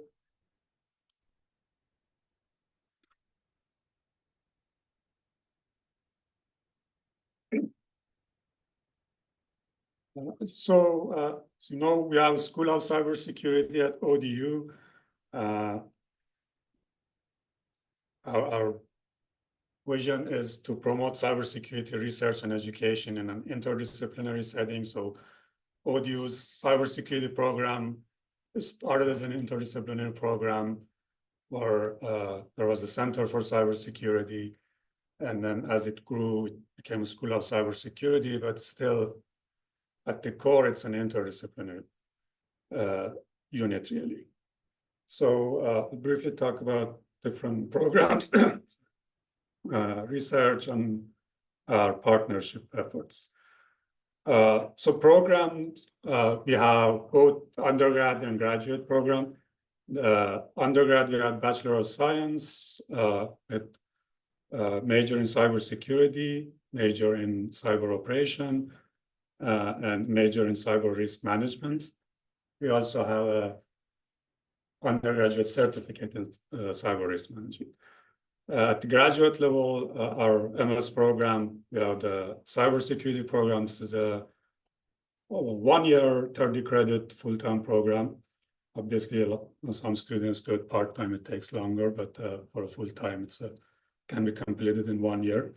We have 3 different concentration in our master's program, concentration in AI security, in cyber conflict and cyber crime, and cybersecurity risk management.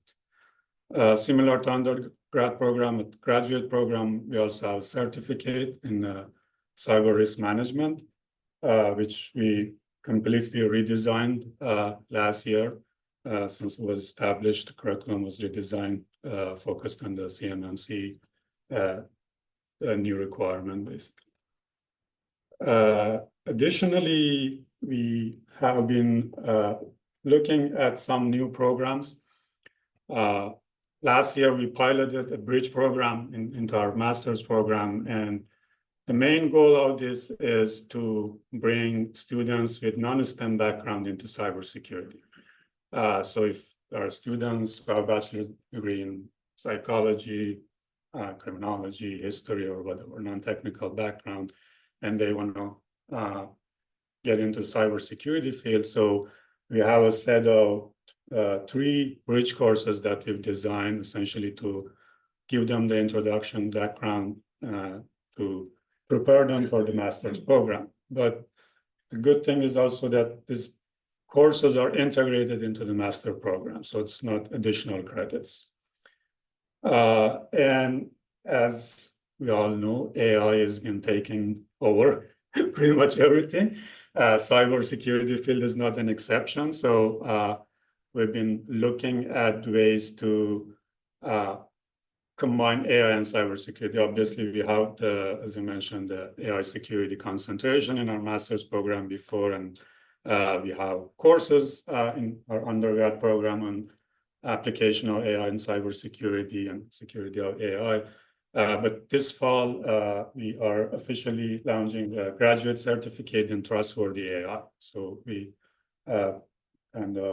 put the proposal together, got the SHEV approval a couple months ago, and we're launching this fall.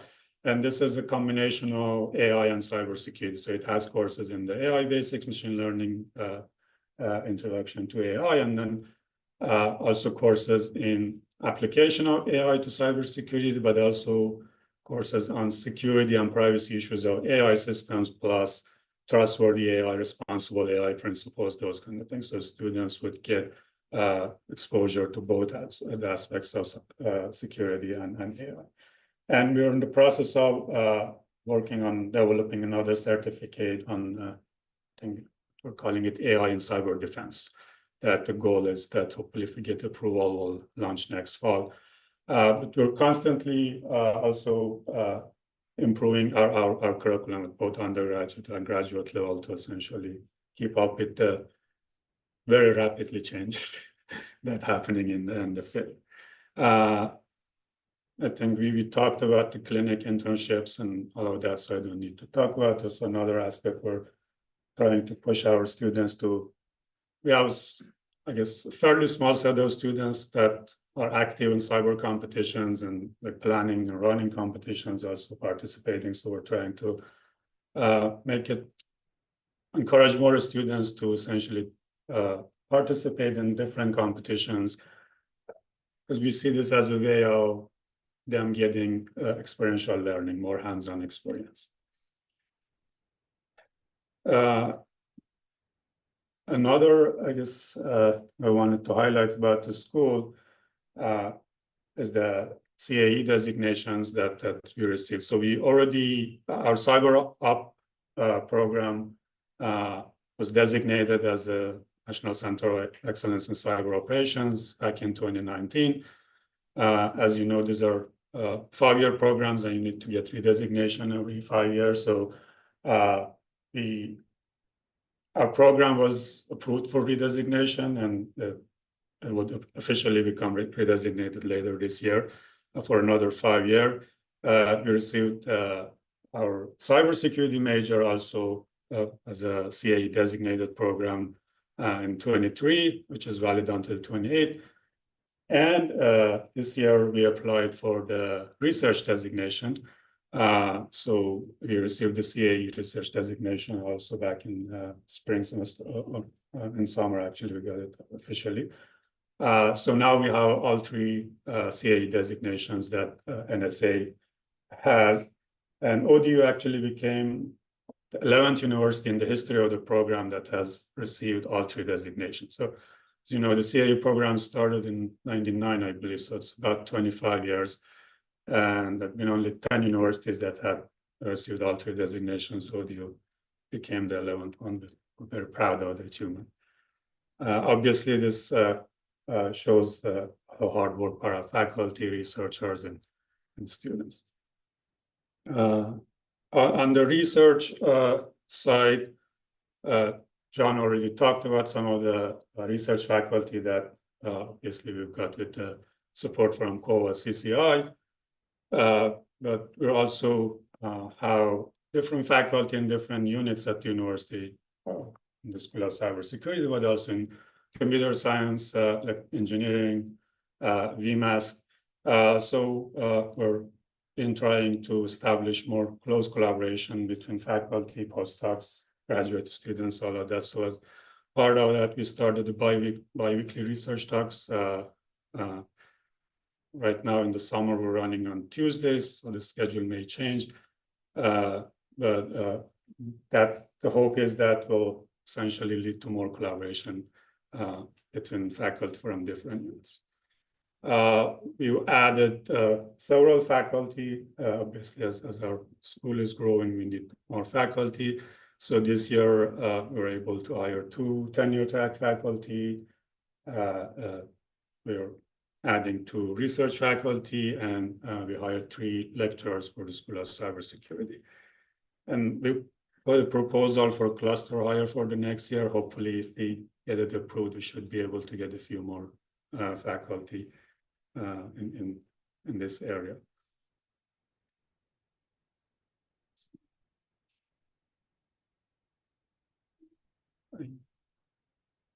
I had another slide on the numbers. I think I missed probably. Let's see. Yeah, maybe I deleted by mistake. But in terms of number of students, so I think earlier mentioned the school was established in October 2020. And since I don't have the slides, I don't have the exact numbers, but we had about roughly 900 students, fall 21. And last fall, we had about 1,450 students, about 1,250 undergrad and 200 at graduate level. So I think we're on track to be about 1,500 at least this fall. But one of the other areas that we're working, obviously, broadening participation in the program. And John briefly mentioned women in cybersecurity. The school was actively participated in the Women in Cybersecurity Conference last year. We have a local chapter. We're encouraging more students from underrepresented minorities to come into cybersecurity program. Bridge program obviously is one that I mentioned.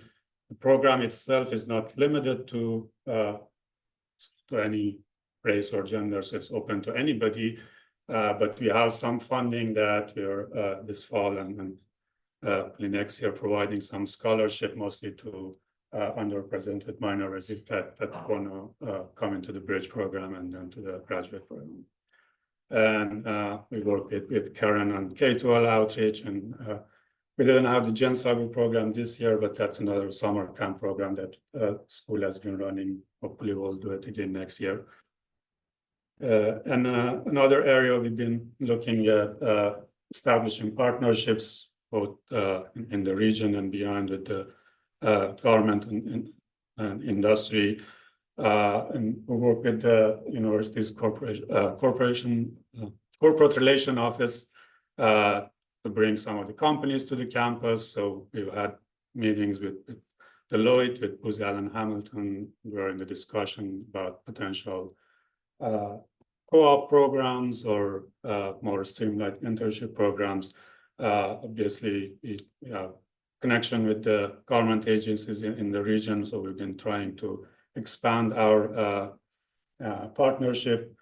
I think we have a meeting with Nivik Atlantic next week to discuss about some cybersecurity competition that they've been running in South Carolina, I believe, right? They were. So they want to expand it to the Hampton Road. So we're meeting with them to see how we can host it in the region.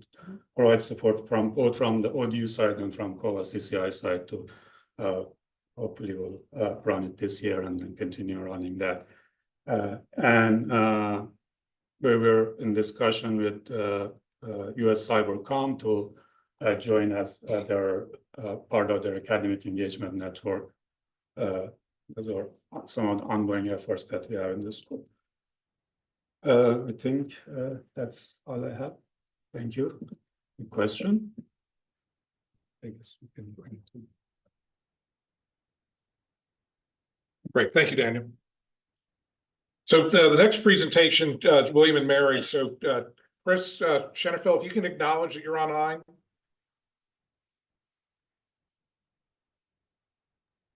Yes, I am online. Okay, Chris, thanks. So Adwat is, I believe, in India. So he pre-recorded his presentation. So if the technology works, we'll be able to see his the presentation. Then I'm going to turn it over to Chris Shenefeld at UVA, or sorry, excuse me, William and Mary, to talk about one or two other slides. So let's see if we can get all this to work properly.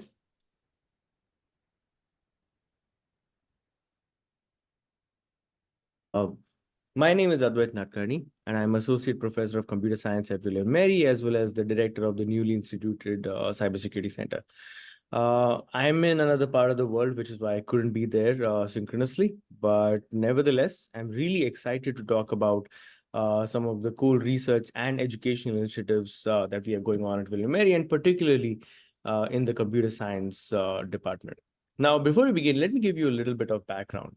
So the CS department of William Mary is a relatively small department. We've got about 22 tenured or tenure track faculty and 4 or 5 teaching faculty. We are currently housed in Arts and Sciences, but in fall 2025, we're going to be in the School of Computing, Data Sciences, and Physics, which was very recently approved by Chev. Our undergraduate body is about 400 undergraduate students, and then we've got 107 graduate students, including 75 PhDs, a significant number of whom are focused on cybersecurity. So the department's mission is excellence in research along with sustainable teaching, advising, and mentorship. We're really focused on high quality research, high quality publications, grants. In fact, every tenured or tenure track faculty who's joined since 2004 has obtained a career award. And nearly all senior faculty are IEEE or ACM fellows, or sometimes both. Now, in terms of security, we've got 8 tenure track security faculty, or 8 faculty who do security research, and we're significantly growing in this area. We've got presence in a broad range of subdomains, including software and system security, IoT security. We're significantly strong in architecture and hardware security. We've also got some presence in network security, systems, edge, and we've recently started doing a lot of CPS and autonomous vehicle security. And we're significantly planning to grow in this area. In fact, for next year, we've already hired someone who works at the intersection of natural language processing and security, and we're looking to hire a few more security faculty as well. We also have a teaching track faculty, security faculty, Matt Chapman, and Matt works in cyber operations as well as cyber workforce development. And we're going to know about some of the things he's done as well in the next couple of minutes. Now, a lot of our faculty, a lot of these security faculty have been heavily involved in CCI as well. As you can see, some of the highlighted names here, at least all of these names that have been highlighted have received at least one CCI research grant, and particularly tied to the Coastal Virginia node, because that's what we're affiliated with. And our students are not far behind. For the last 2 years, the best poster awards at the CCI symposium have gone to William Mary PhD students working on grants affiliated with these faculty. Our students have also won dissertation awards when they were, I think we had dissertation awards from 2021 to 2022 towards the end of 2022. And we had 3 students who obtained CCI dissertation awards as well. Now, this investment in security at the departmental level, as well as the institutional commitment from William & Mary, also produces results.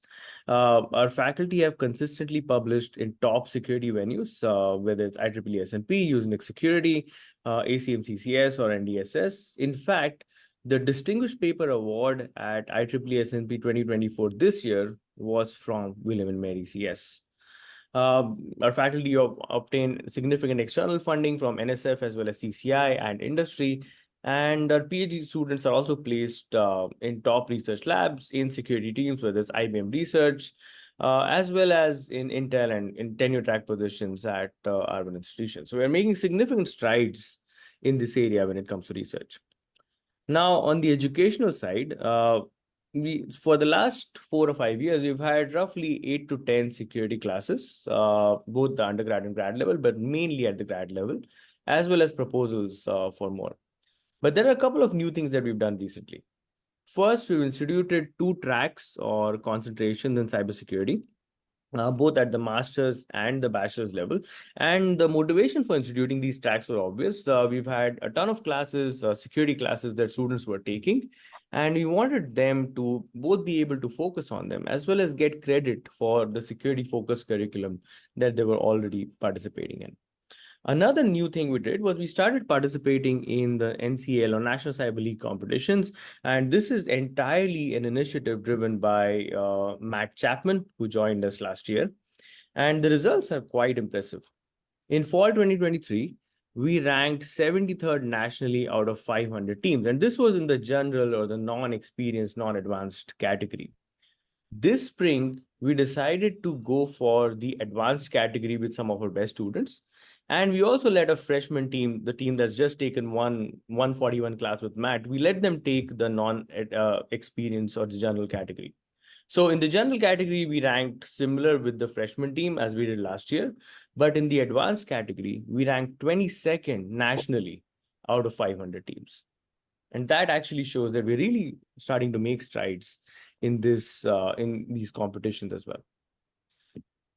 So with all of this going on in research and education and these competitions, the obvious natural next step was looking at some of the initiatives around campus and really developing a collaborative atmosphere where faculty from business and law and computer science could collaborate and do bigger things in cybersecurity, which is why we created the Cybersecurity Center.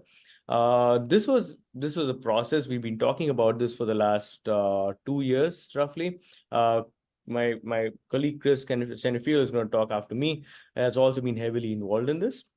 And we finally created the center in February this year with me as the director. We fortunately were able to find a spot in the National CAER submission cycle, and we submitted our CAER application in July 2024, just last month, and the CACD application is also in process. But the center and just the support from the administration towards pursuing CAE also shows significant institutional commitment that we have in cybersecurity. We're really ready to grow, both in terms of the number of faculty, our expertise and students, and just broaden whatever we're doing in research and education in this area. So if you're interested in collaborating with us, feel free to email me directly or just email at cybersecuritycenter@williammary.edu. And now I'm going to turn it over to Chris. Thank you. Almost like he was right here, wasn't it? All right, there you go, Chris. Thank you very much, John. It's good to meet everyone. Thank you for taking the time to listen to us and what we're up to. We did a great job of summarizing what's going on so far with the Computer Science Department and the new Cybersecurity Center. I was involved in creating that center up. That involves law school, business school, and computer science. And we're now developing a master's degree program called Cyber Risk Management and Compliance, a master's degree for 4+1 program. And the idea is to develop cybersecurity managers and policymakers for the industry. As part of this process, we invited 2 speakers to join our team who was building up this program. They're both CEOs of their own consulting companies who worked with cybersecurity consulting for Department of Defense and federal government. And they both told us to a person they need graduates who can hit the ground running. Those are the words they used, hit the ground running, which means they understand business, they understand liability, and they understand how to present and engage with customers. And I applaud those who are talking about your programs where you're getting undergraduate students to present to customers. That's a great way to get them started and develop their skills in presenting. That's part of what we're doing as well with this program. We're going to collaborate with the William & Mary Washington Center in DC, where we expect to have very good connections with government, policymakers, and consultants who will be eager to learn more about these kinds of capabilities in a 4+1 program. And as I mentioned before, we think we're somewhat unique in that we're building up this program with the focus on cross-discipline of law, business, and computer science together to create this program and have curriculum components from each of these very important schools to give a well-rounded and highly skilled cybersecurity expert coming out of college. So that's what we're working on right now. Any questions from anyone on what you've heard so far?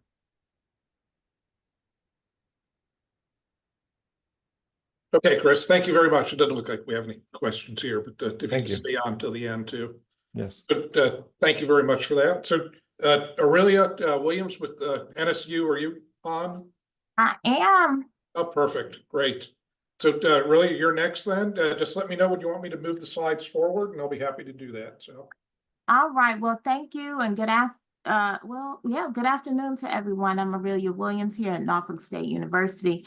And I just want to remind everyone that NSU is a comprehensive urban public institution committed to transforming student lives through exemplary teaching, research, and service. And our goal, our vision is to be recognized for outstanding signature programs, innovative research, and community engagement opportunities. So the university's vision was extended to our cybersecurity efforts, which began in 2003 with the establishment of a Master's of Science degree in our computer science program that included an information assurance emphasis. In tandem, we created the Institute for Information Assurance Research with the goals and objectives of research, education, outreach, and development to increase our capacity and capabilities in information assurance, which is now cybersecurity.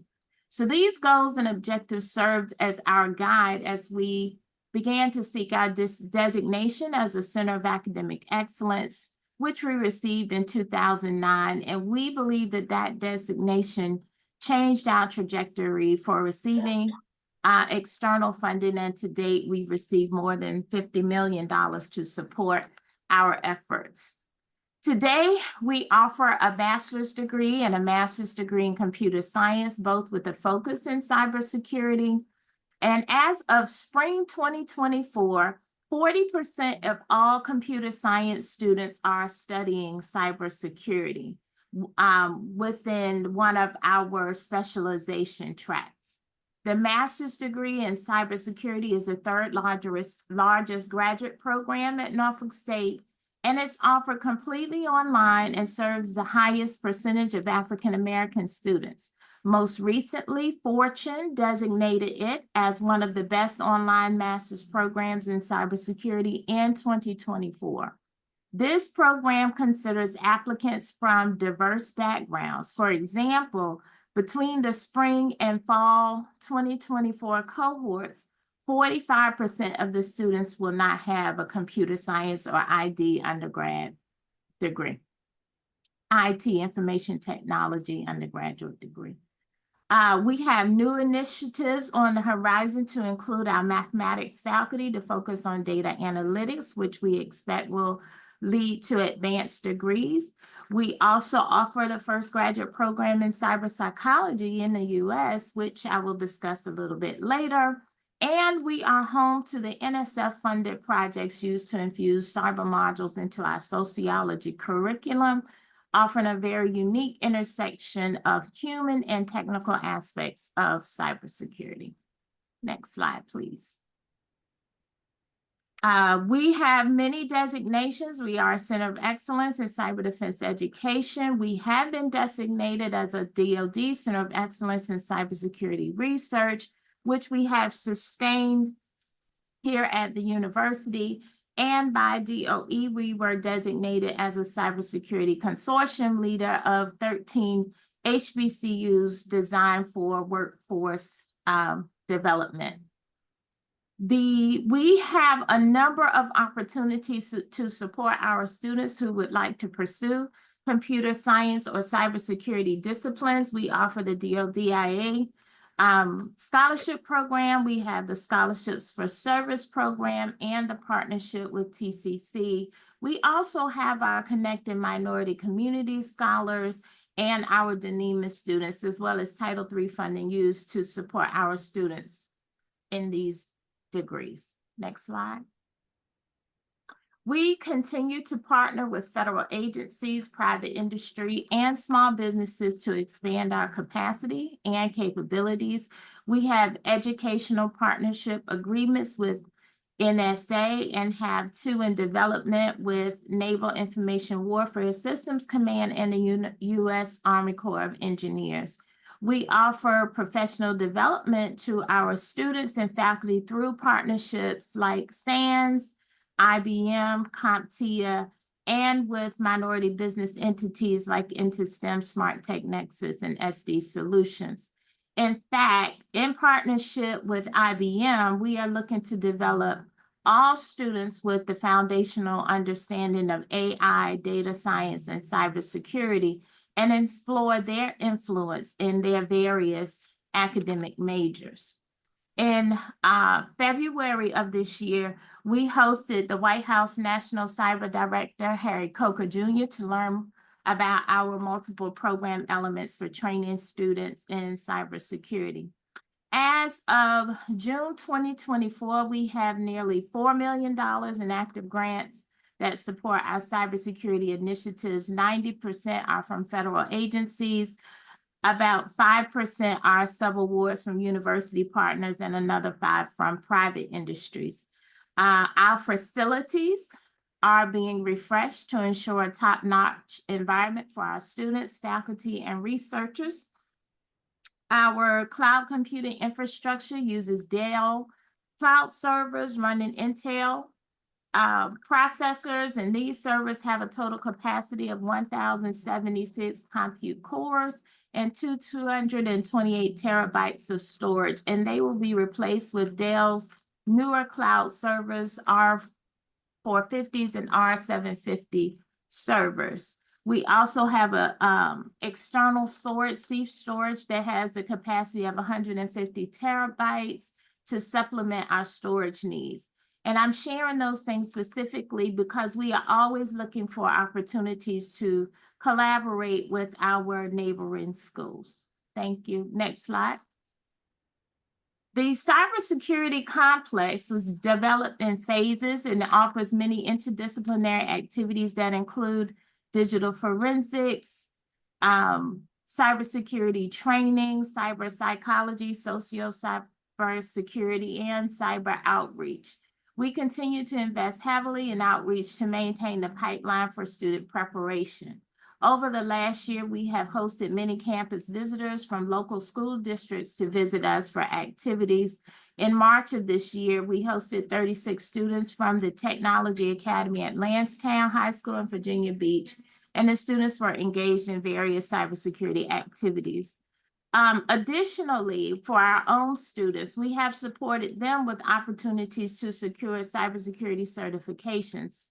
To date, we have had 92 certifications completed by our students, with some students securing up to 4 certifications. And those certifications are offered by CompTIA, like Security Plus, Security, Ethical Hacking, and even the GIC certs offered by SANS through a partnership. Next slide. Created in 2009 with our CAE designation, IA Ready is our center that's primarily staffed by computer science faculty. It is centrally located on the university, and students can attend classes, develop virtual machines, perform research, and work in small groups within cubicles. Our CS faculty cover a breadth of cybersecurity applications to include machine learning, artificial intelligence, predictive analysis, AI and biometrics, generative AI, natural language processing, security management, security policy, and more. We even have CS faculty that work with other faculty to mentor students in the use of social media and the internet for the facilitation of human trafficking. Their work has resulted in many publications and presentations with and without students. We have most recently this summer, some of our student projects that were hosted in the lab were dealing with natural language processing, large language models, deep fake technology, etc. Our students participated in the Virginia Cyber Navigator internship program sourced by UVA and been praised for their work to support their offices. Our faculty partner with Booz Allen, MITRE, NSA, and others to co-mentor students' research in machine language, cybersecurity, and/or both, which results in experiential learning for our students while leading to opportunities for job placement and workforce development. Next slide. Cyber psychology is one of the first programs in the U.S. to study how the digital world affects human behavior. In this program, students focus on learning how people behave and interact in digital environments. And the students also will deepen their understanding of the psychological processes related to cyber activism, cyberbullying, cybercrime, digital health gaming, and more.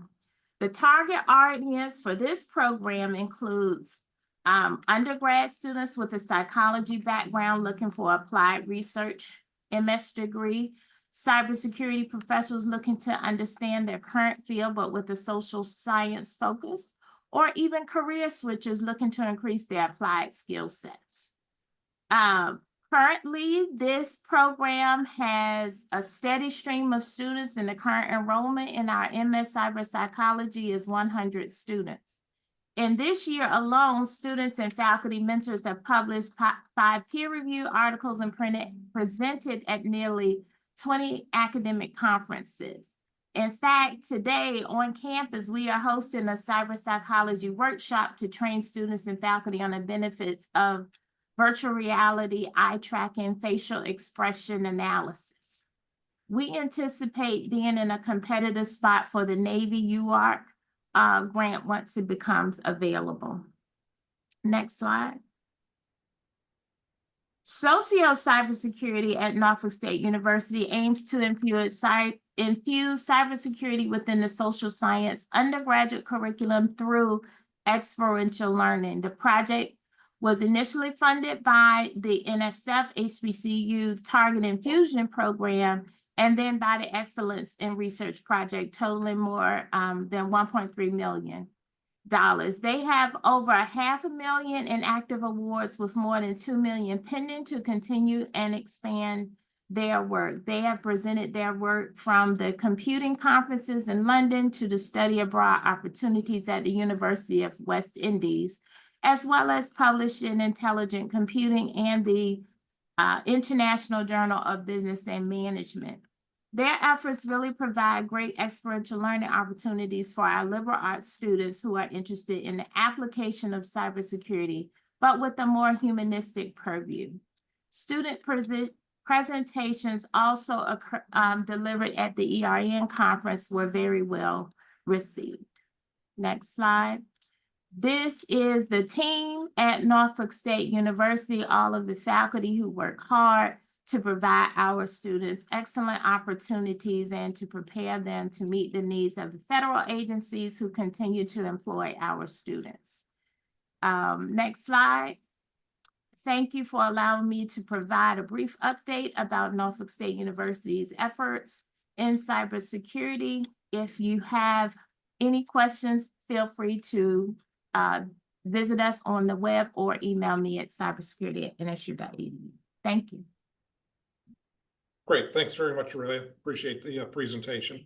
So that concludes the meeting. So I want to open it up for any questions or discussions. And I know Dr. Takabe wants to find out, after some of the projects and programs we've talked about, what has gone well with them, what improvements do we need to potentially make, what other projects, programs are out there. So open it up to questions. If there's any questions online, or if you can let us know in the back.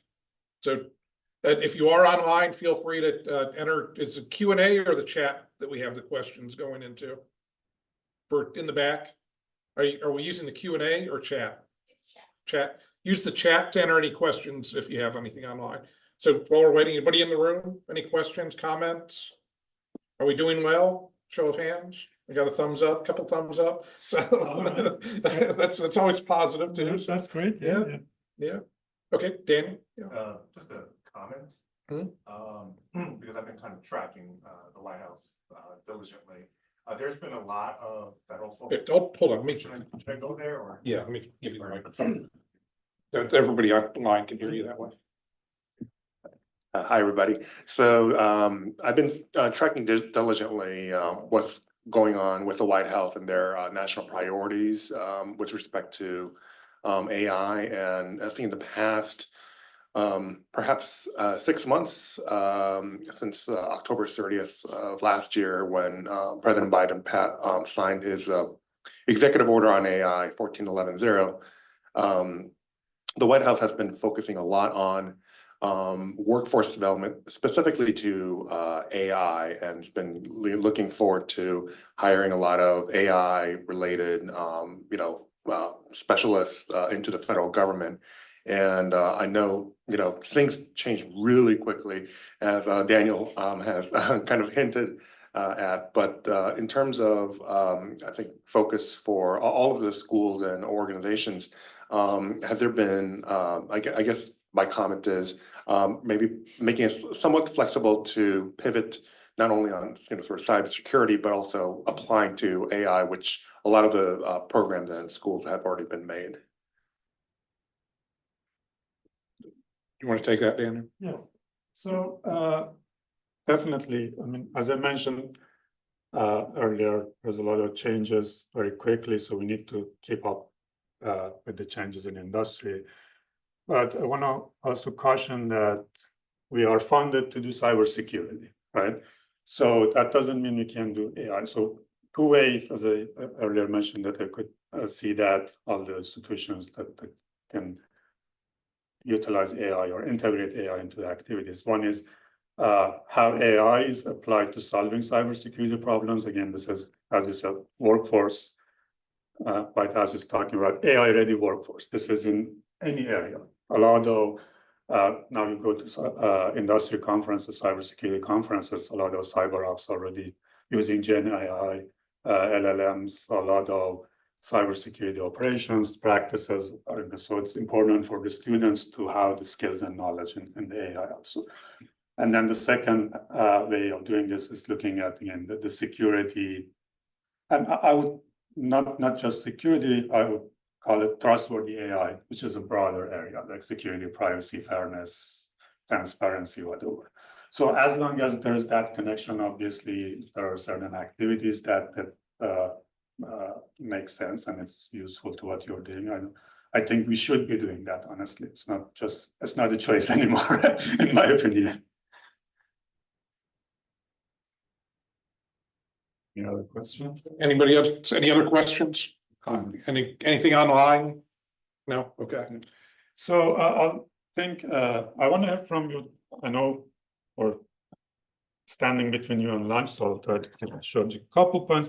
So I want to know about the COVA share infrastructure that you have. How are you guys using? I know in ODU we're using it for, I guess, for longer term planning. Are other universities, are you using it? Do you have a need for it? If you're not using, what's the reason?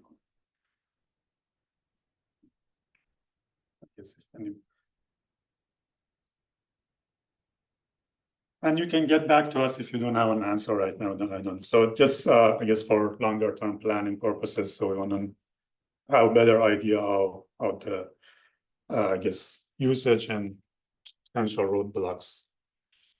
This other aspect I wanted to mention, John already mentioned that he tries to gather news items from your websites or whatever, but I think if you have anything that you feel it's worth promoting, feel free to share with John and we will share with the community. That sometimes we also share it with the CCI to post on their website. So if anything related to research, workforce development activities. I have a question. Can you just talk, because it's Norfolk, because we're here at ODU, what is the status of the PhD program that we're looking at for the School of Cybersecurity for a PhD program? Okay. I guess I have to be careful, and there's a reason I didn't include it in the slides because we don't have it approved yet. But yes, that you mentioned, so we also put a proposal to start a PhD in cybersecurity at ODU. It's gone through the internal processes and now it's sent to the state. So we're hoping that we'll get approval from SHEV this year. It's typically PhD program. It has a little bit more, I guess, rigorous review. They may want to do a site visit. So it's kind of out of our hand at this point, but we're still hoping that if everything is done on time, be able to launch it fall 25. But it's under review by SHEV.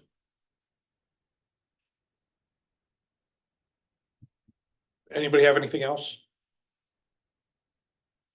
All right. If not, Yeah, the only other thing I want to say, just to add, so for the researchers, that again, if you're receiving grants and it's partially, it can be connected to CCI or COVA CCI activities. Send me the information on those grants so I can capture that. We can advertise them. We can let people know what's out there. And again, it goes and it keeps building on what we're doing. When we talked about that $192 million in external grants, we want those numbers to keep growing. So if you haven't sent me anything and you have something you think might apply, feel free to send that to me. So these are grants out, federal government grants, private industry grants, outside of either CCI or COVA CCI that you receive. So, and again, same thing, as Daniel mentioned, any newsworthy announcements you have on your faculty and on your, as CNU is building their new, program, and the new facilities, William and Mary is opening up a new facility. Send me that information. We'll be happy to spread the news around about that.